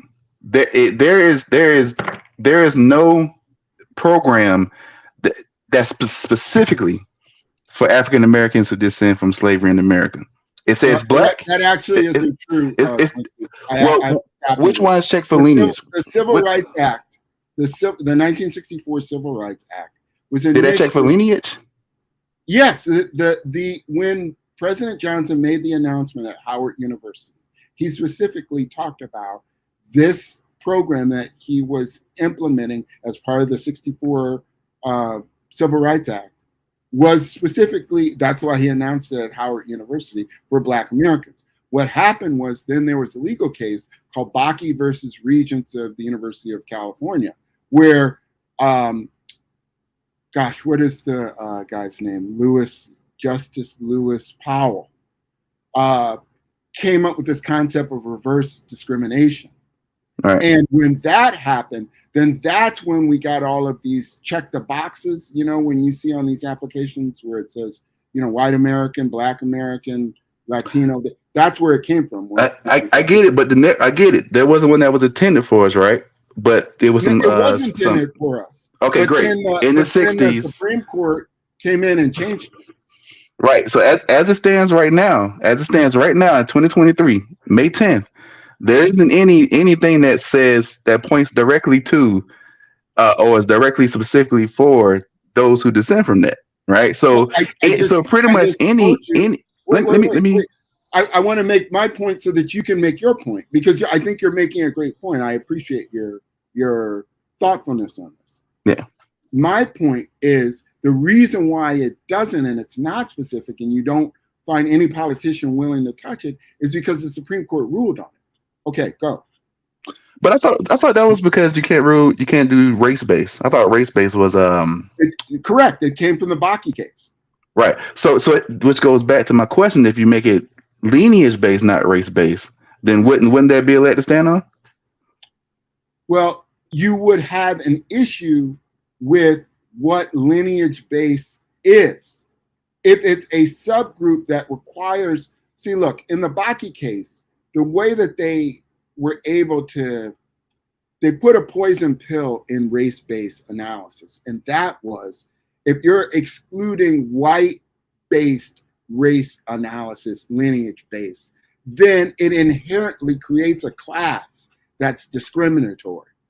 See how that works? And so that's how they got white women in that category, was because by using lineage and saying lineage then based on a racial category, that it excludes whites. That was the poison pill.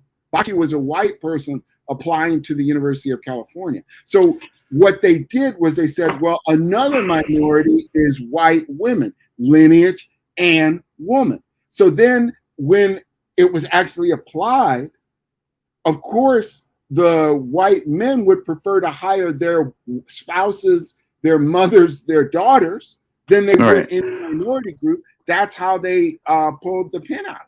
So you're asking the right question. Go ahead. Right. So with the California initiative going, and it looks like they voted for lineage based. Is it currently legal now? Like, you know, I know they pushed back decades ago. I know they pushed back against it decades ago, as you just explained, right? So now I don't know if something changed, but is it now currently legal to have the Supreme Court? It just was in a committee that was going to go to the California legislature. But I didn't even get to the biggest point of all, which is California right now is in a $20 billion deficit. And so the idea that the California legislature or the governor was going to sign off to payments when they're in a deficit was a non-starter.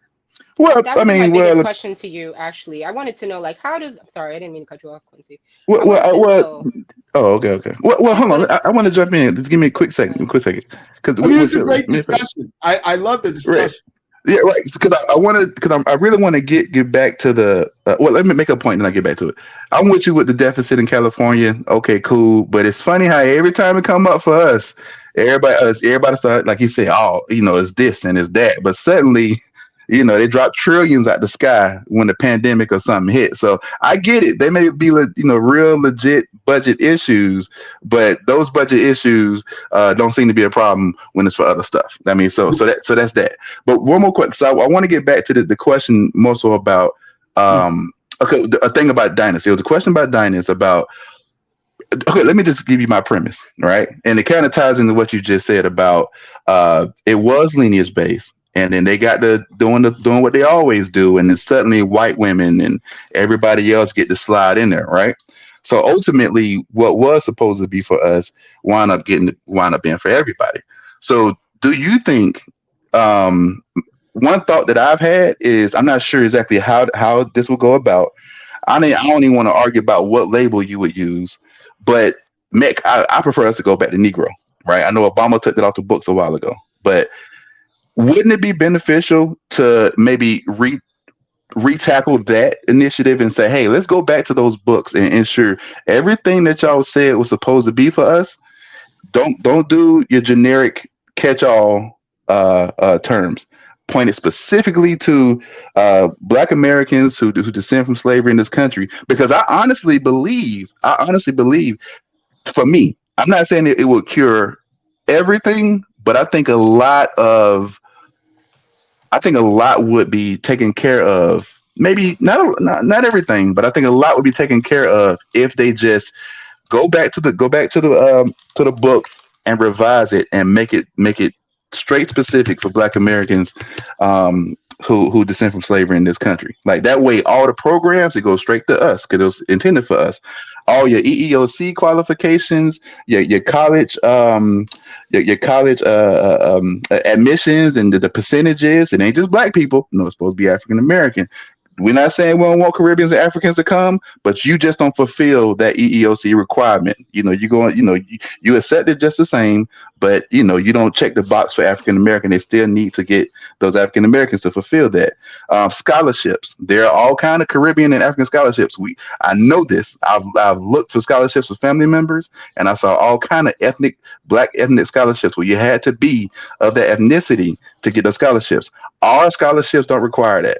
African American, Black scholarships don't require that. They just ask for you to be Black. That's it. Nobody does a lineage check for our scholarships. And so I just think that, you know, that would just everything that's supposed to go for us is kind of get spread around. But if you really kind of hone it back in, tighten it back up, line it back up directly to who it's supposed to go to, then I think that would do it. That would do a lot more to benefit us. And honestly, I think that may be an easier task to accomplish than reparations and everything else. To just get the language right.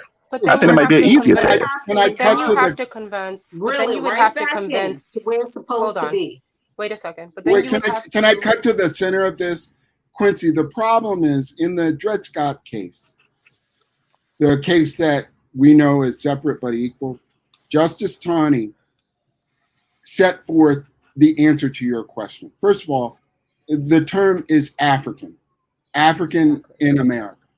And what they said in Dred Scott was, the reason why Dred Scott cannot enforce his rights is because he came from a state, meaning a country, that didn't have citizenship. And because he didn't have citizenship where he came from, he could not get recognized as a citizen in where he was, which was Missouri, which was at that time the Northwest Territory. That he could not be recognized because he had no citizenship to exchange for American citizenship.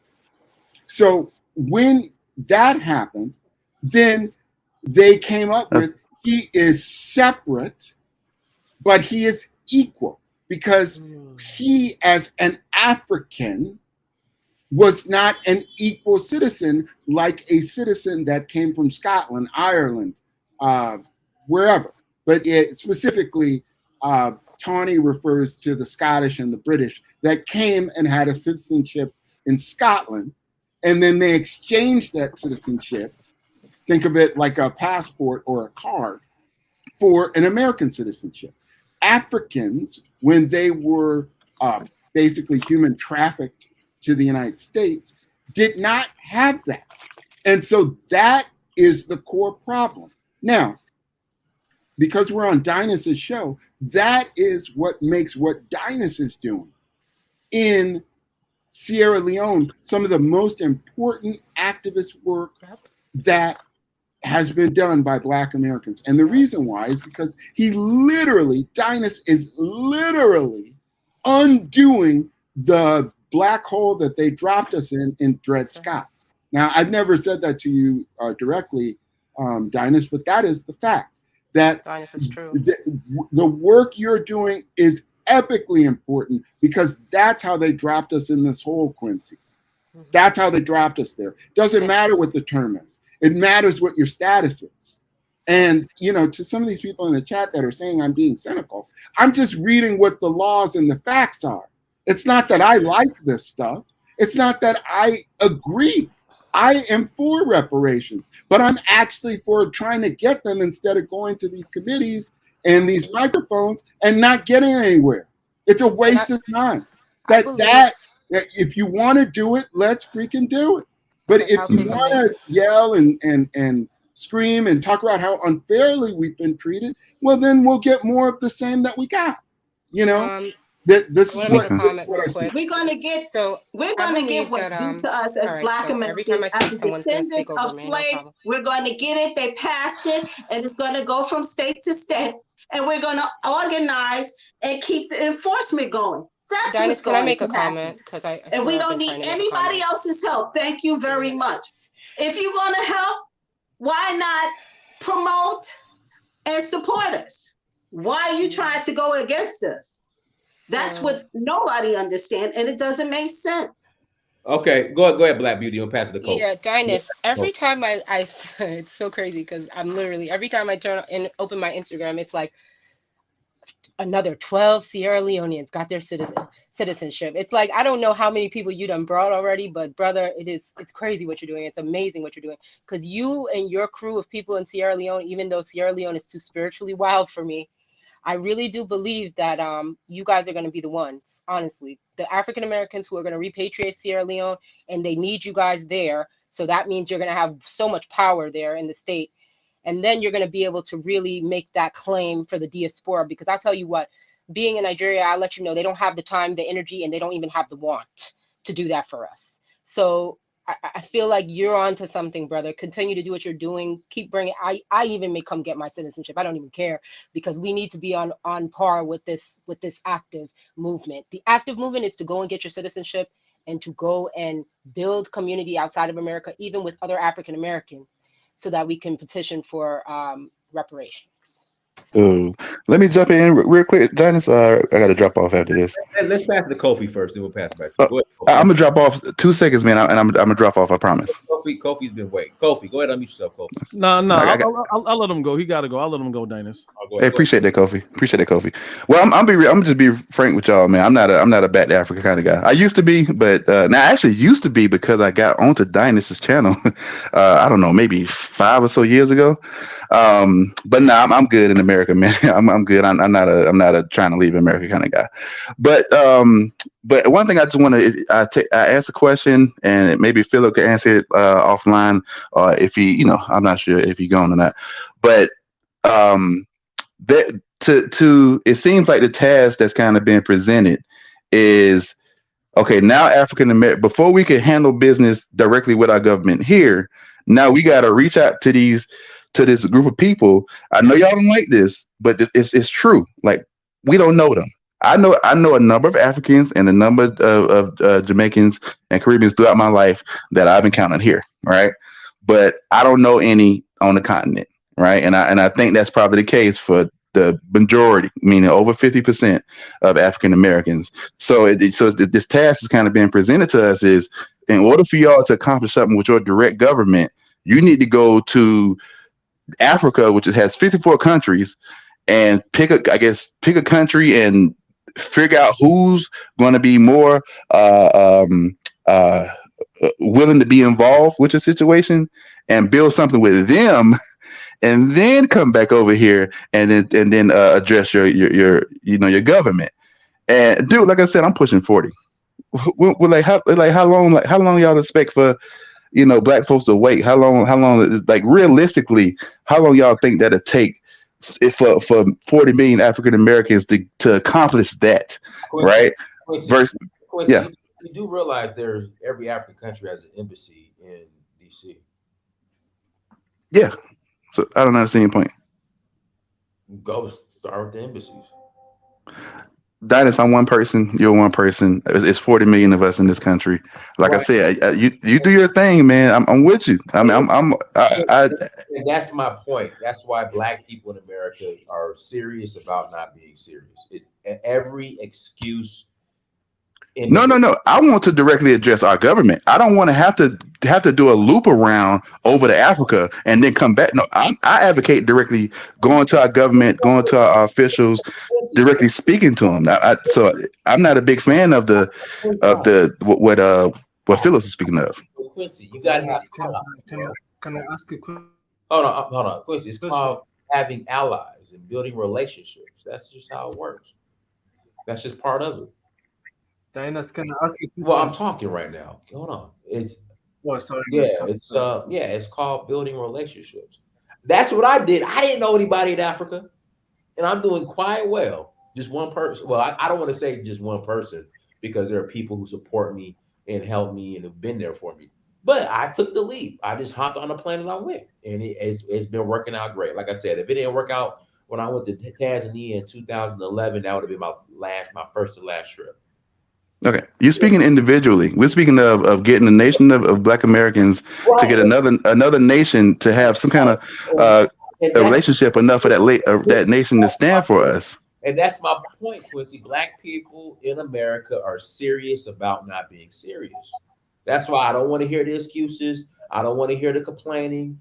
It's just. Hold on, Diners. You don't think that Black Americans have done enough to already have allies from African countries? You don't think we've done enough up to this point?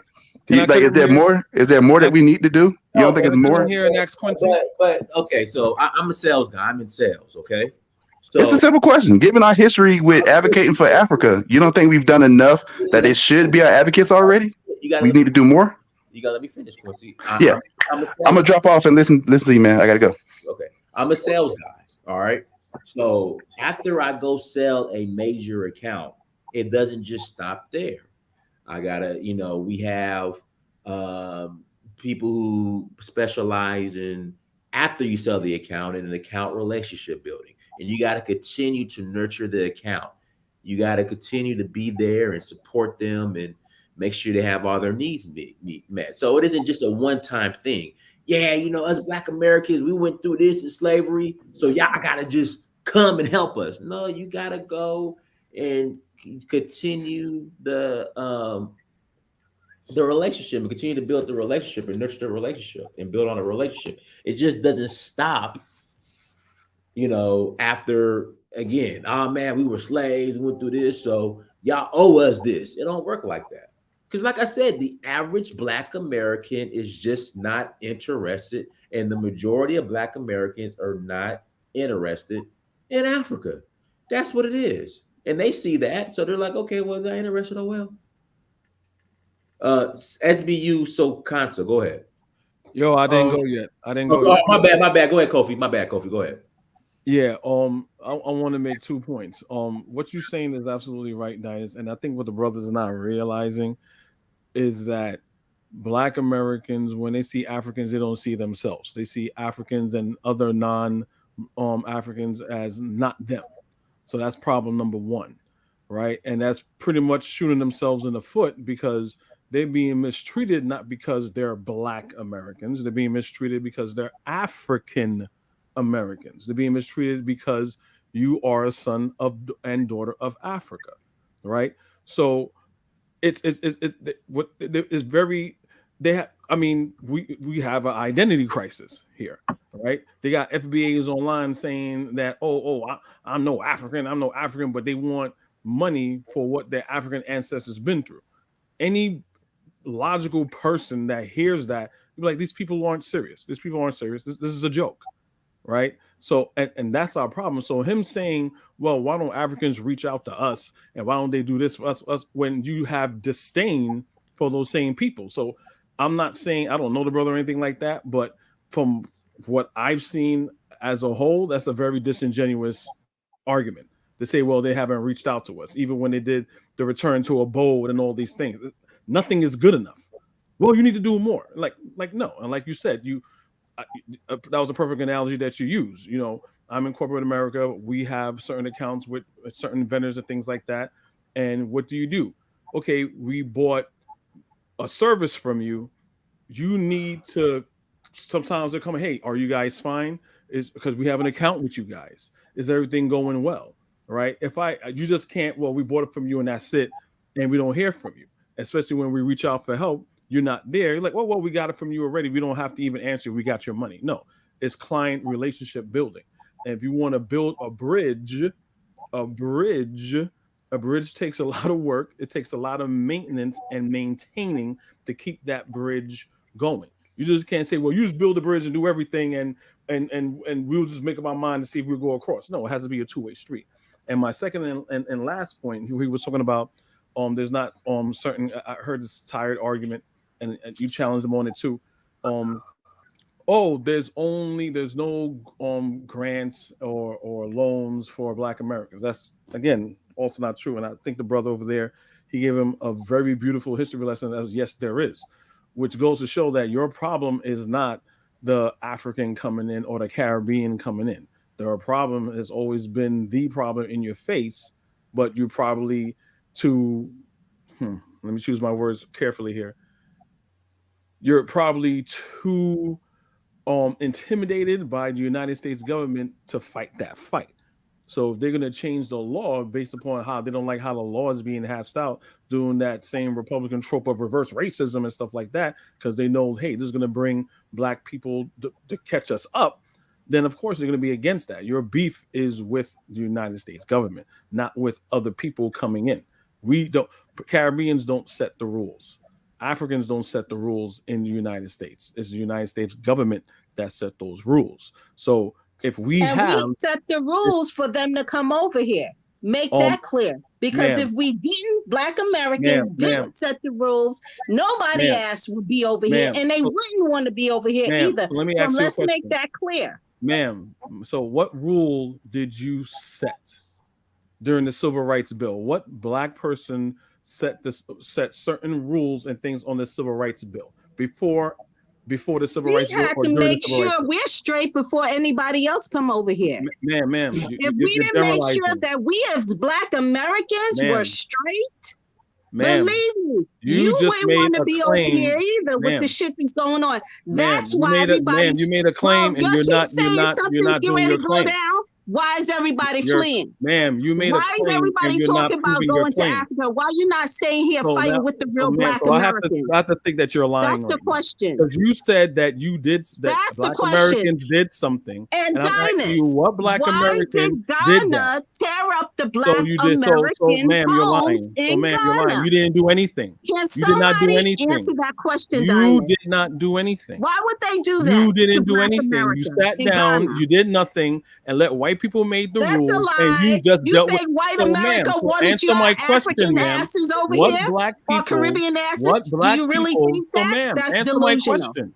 You just No, talking. you answer my question. Answer the But my question. Why no? question to You're Dynas lying. is Because why you're did lying. Ghana You are a liar. tear You up sat the down and you homes? did nothing, and you I let don't white people understand why make they did rules, that. and now you want And to then take have back America on come or to say what offer you them made a money rule that you had nothing to do to with. protect You're LGBT lying. community You to are a come to liar. Africa. You can't even answer a question. This is why you people are so ignorant. Why did they These do people, that? you're very ignorant. What rule did you set Why in are civil you rights calling me era to ignorant? do that? Did I call Because you a I'm name? asking you a question. But You I made a already asked you claim, a question. and I asked So you how was there that you go. true? Because I don't know that. There you go. I'm just a dumb immigrant. If I'm just that's a the dumb case, tether. I they would want have you been to over here in educate the me droves and in tell the me 60s what and the did you 50s and the do 40s. in order to No, bring none of people them over was here. over here the 40s, 50s, 60s, You did and nothing. 70s. So you did nothing. The influx came in Did in the nothing. late 90s, 2000s. So that answers your Want me to question. allow this But person in the my room? question is No, to you're not. I'm not Dynas, answering any questions. It's why my did time, and Ghana you came in tear on my time. up the homes You of my the Black time. You're very Americans rude, in Ghana? ma'am. Please, You're very somebody rude. answer that You're question. encroaching my time. Let me answer a question. The reason why they bulldozed the homes because they violated the agreement or the terms and conditions of their lease. That's why. Full stop. Okay, can she answer Do my you question think that's now a that I fair asked her? statement and a That's how fair things work, answer? Shay. Yes, Shay. That's how things work in the real world. You violate terms and conditions, they come and take your shit. That's just how things work. But the community stole their stuff. Oh my God. Not the government. The government bulldozed the homes. That's not right. Like, see here, at least you have some kind of Can I recourse. claim my time back? I wasn't even finished making my point. I let her talk, and that's fine. I don't mind having a conversation or a discourse. But when you say, from what I know, something that's false, as we fought for you to get here and stuff like that during the Civil Rights Bill, being on my time, I have a right of what black person or what black American organization fought for Africans and Caribbeans to come over here? It's a very simple question. I didn't pull this from out the air, ma'am. You said that. If you can't answer it, fine. Then I'll reclaim my time and finish making my point. It's very simple. Because I know you can't point to anything. I've done the research.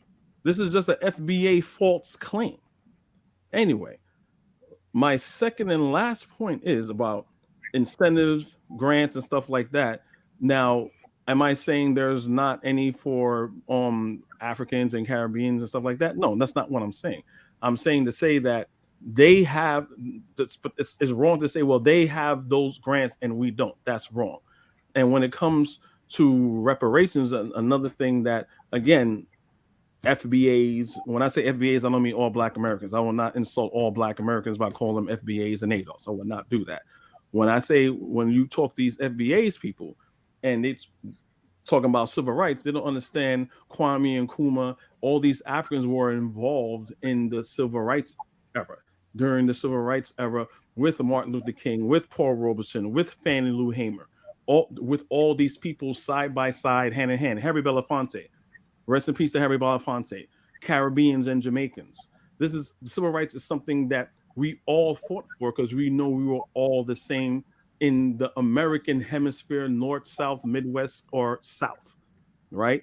So I'm not saying that no Caribbean or African should be getting or try to circumvent and wedge their way in to get reparations. Because I feel if United States gives reparations to African Americans, then the other European nations that did wrong will have to follow suit. But to say that a black, a Caribbean or an African that's probably been here since the early 1900s don't understand what white supremacy is and have not faced any brunt of white supremacy is total bullshit. And when these FBAs say that, these are people that just clearly don't understand history. That's basically all that I want to say, Dynas. Thank you. Oh, no problem. Go ahead, Ola. Then we'll close out. Go ahead, Ola. It was supposed to be me who was supposed to speak. My bad, Sabu. Go ahead. Sorry about that. Go ahead. Yeah, Dynas, I just want to ask a question. I'm sure you guys would have explored this perspective. I'm Busiso from South Africa. The question that I really want to ask is that have you guys considered the legal instrument of jurisdiction, because the crime actually took place here in Africa? So United States would strike that down. Any policy that would say America is actually liable for damages because that's where the crime didn't actually take place. It actually took place here in Africa. Yes, the government might recognize the fact that they could give reparation, but any civil society, maybe the Republicans, could challenge that in a court of law and actually win that case. I'm not sure. Phil is the legal expert, and he fell off, so he left the chat. So maybe. Well, I would recommend that African Americans to consider very carefully bringing this claim here in Africa. Maybe you've got like your Ghanas who were affected. If that case could be heard by Ghana, and if a okay, I see what you're saying. Yeah, but again, the majority of Black Americans or African Americans have absolutely no connection or have no connection with Africa. And can I also say that's a good idea, but you have to tread carefully on that. And the only reason why I'm saying that it sounds almost like you put in the total onus of the transatlantic slave trade on African countries, and that's extremely wrong and disingenuous. Then they have a part in it, yes, right? But to demonize them as they do, I just finished having this conversation with my son and somebody else. When during the Holocaust with the Jews, right?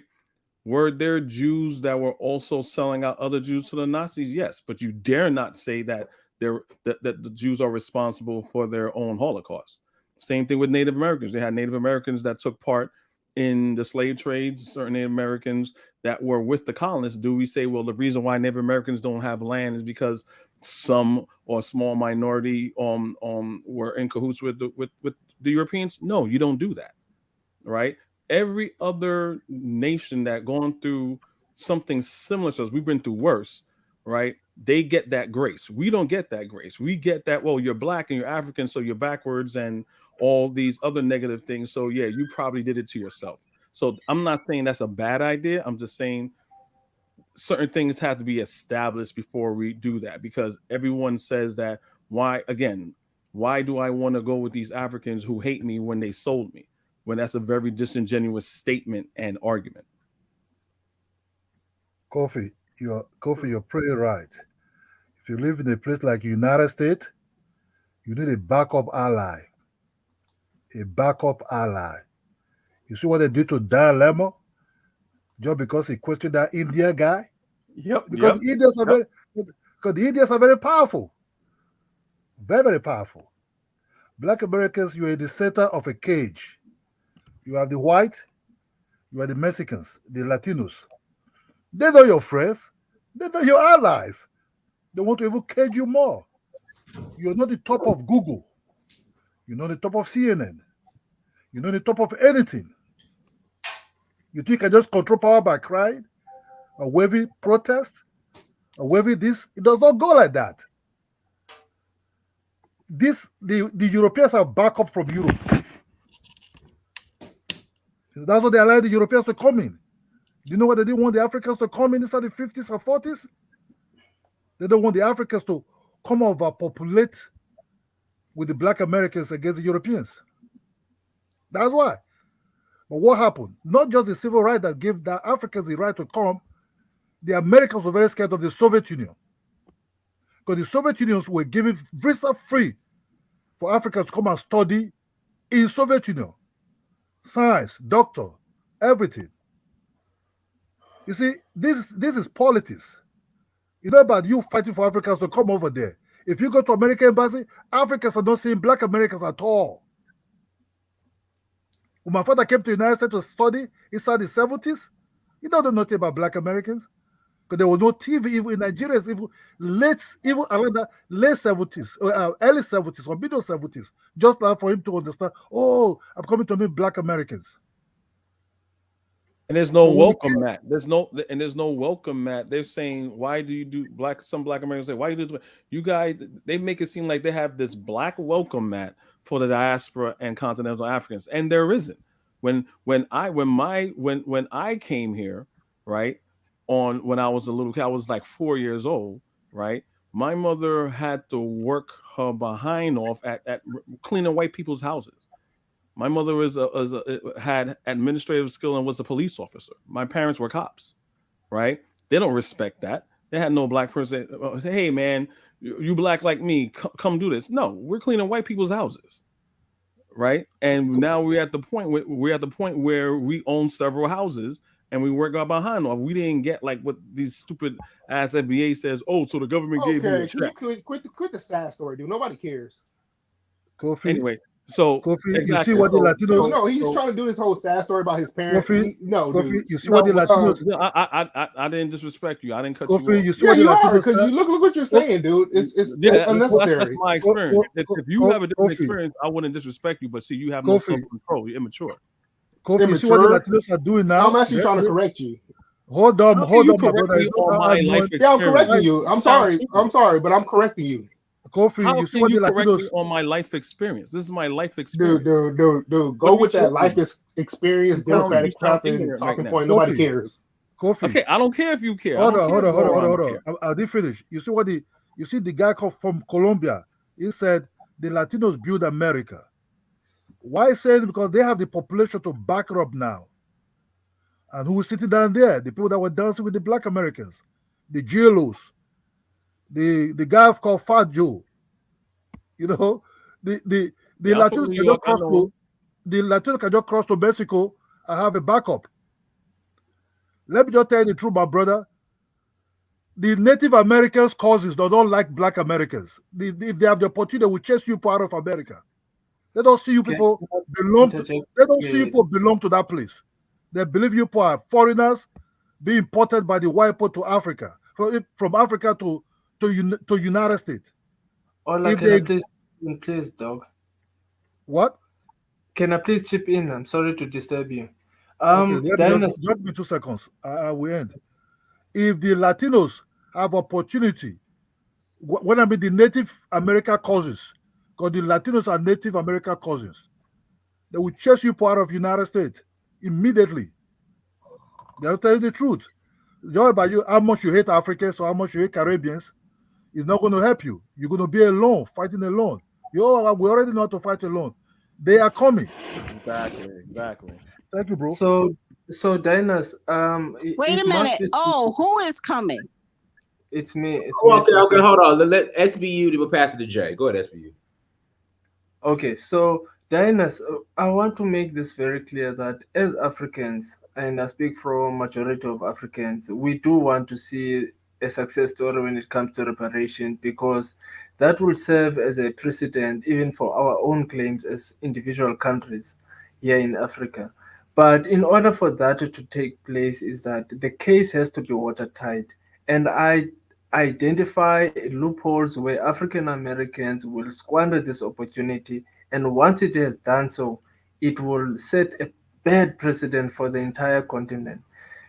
It's therefore very important to consider taking the matter Because I was looking at some of your comments. A recent one says that the claim is against unpaid labor, but ignoring other suffrages that could have actually transpired during the slave trade, because other people were taken out of Africa who were breadwinners, for instance, and they might have the people who remained in Africa suffered as a result of that. So to limit it to labor might not be watertight for purposes of compensation, but exploring it in a manner that would say, let's bring the matter to Ghana, because many of us suffered. We traced our lineage from Ghana, and therefore we can say that we can take this case and be heard by a competent judiciary in Ghana, which your prospect of success would be far greater, because it would be heard in the motherland. But number two, whether that case would be binding on the United States is that will be a debt that will haunt the United States forever, number one. And that will serve as a precedent for us here in South Africa, so to make a claim against Britain in South Africa, and so on, it will follow. So that's what I'm actually advising on. Thanks for the opportunity. No problem. Go ahead, Jay.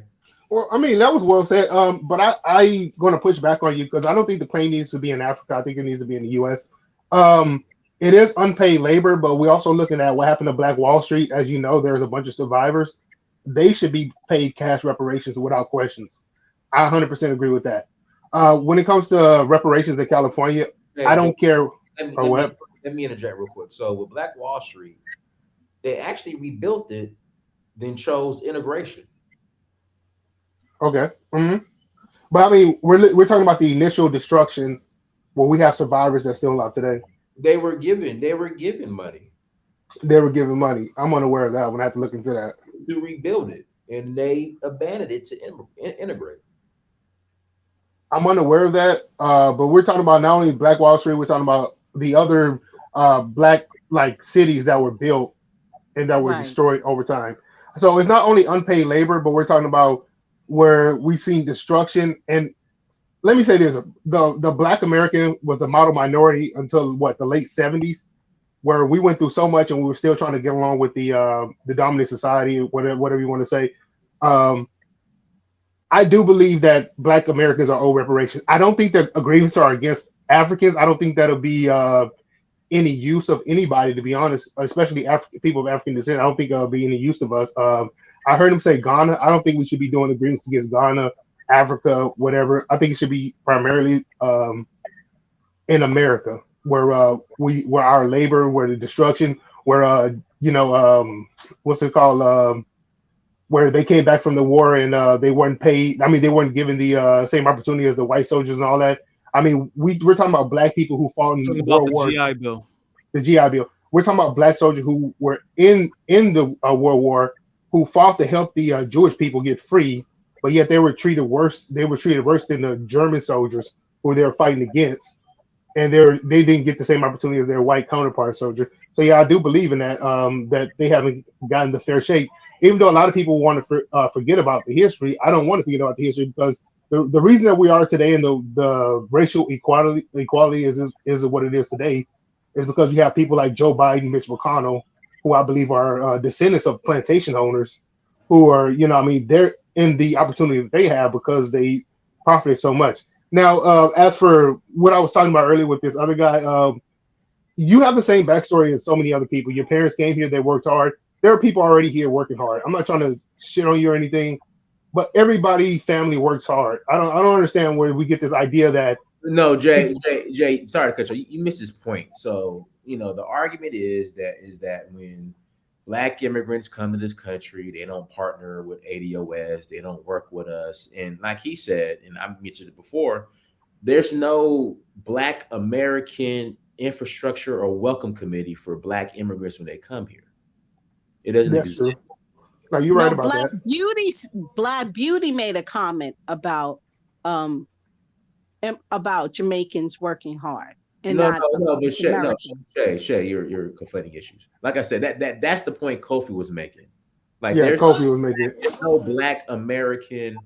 Hey, my immigrant brother, we got this infrastructure for you. We can do this, we can do that, and so that's why when I hear this, oh y'all, when y'all come over here, y'all don't partner with us. Y'all work with the white folks or white supremacy. Well, the people they first see when they get here in the immigration offices and the place them in housing or whatever are white people, not Black Americans. That's just the reality of it.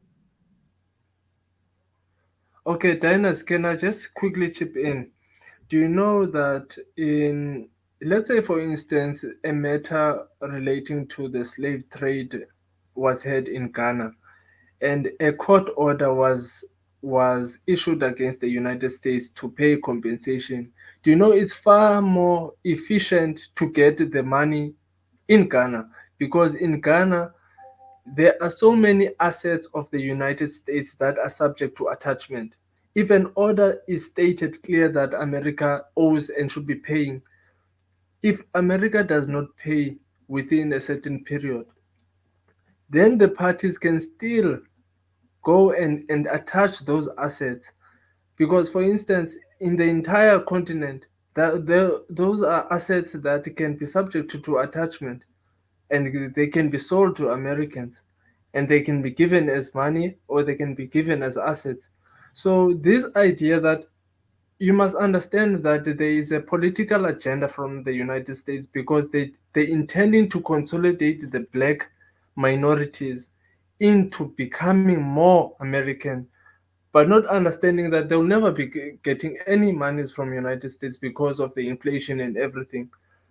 The real answer is that Black Americans need to find an alternative means, an alternative legal means to take this case on. But the manner in which they are doing, they will fail and they will never get that money. It's only a political ploy from the administration of Biden. Thank you. I agree with you. No, you're right. And let me say this, because one thing I've always said is that we have to control our organizations. The NAACP, they don't work for us. I know you guys seen that deal that happened between TD Jakes and Wells Fargo. That's not in our favor. None of that's in our favor. We have to control our political organizations on the local level. And then once we get in control or we create our own, then we can start to influence the people around us, the neighborhoods around us, the area around us, and we can start pushing towards having like somebody going to Congress and all that. But even with all that said, Black people are what, 13 to 15% of the population. So that would be a hard fight. I will agree with you on that. You're absolutely right about that. The only reason I disagree with the Ghanaian claim is that I don't believe that we should be charged. I'm FBA, you know what I'm saying? I don't believe that we should be not attacking, but bringing grievances to Ghana or anybody else. I believe that is something that happened because of the British, which later came to the United States, which they built their wealth. Black people helped build this country, and no, the case won't be taken against Ghana, but Ghana would be the jurisdiction where the case is heard. Oh, the jurisdiction. Okay. Yes. So the parties, the United States, its embassy is also in Ghana. So it will be a respondent in that case. Forget about Ghana. Let me just tell you the truth. The Black Americans also form what called a secret society. By you publicly hating the Africans, that was not going to work. You have to do what the Jews are doing. What the Jews are doing, the Jews have a secret society whereby they will go on the ground to meet some of these new ones that are coming to the United States. You think people just put their hands, okay, Jewish guy came in, you don't fall into line. What Black Americans have to do, first of all, okay, these black people, they are part of us. We have the DNA. Whatever happened in the past, we cannot hold them responsible for it. By just hating or hitting on Africans publicly, or even the Jamaicans also.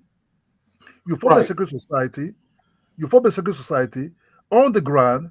You welcoming these Africans or these Caribbeans that are coming to meet you, letting them know your pains and history on the ground as a secret society.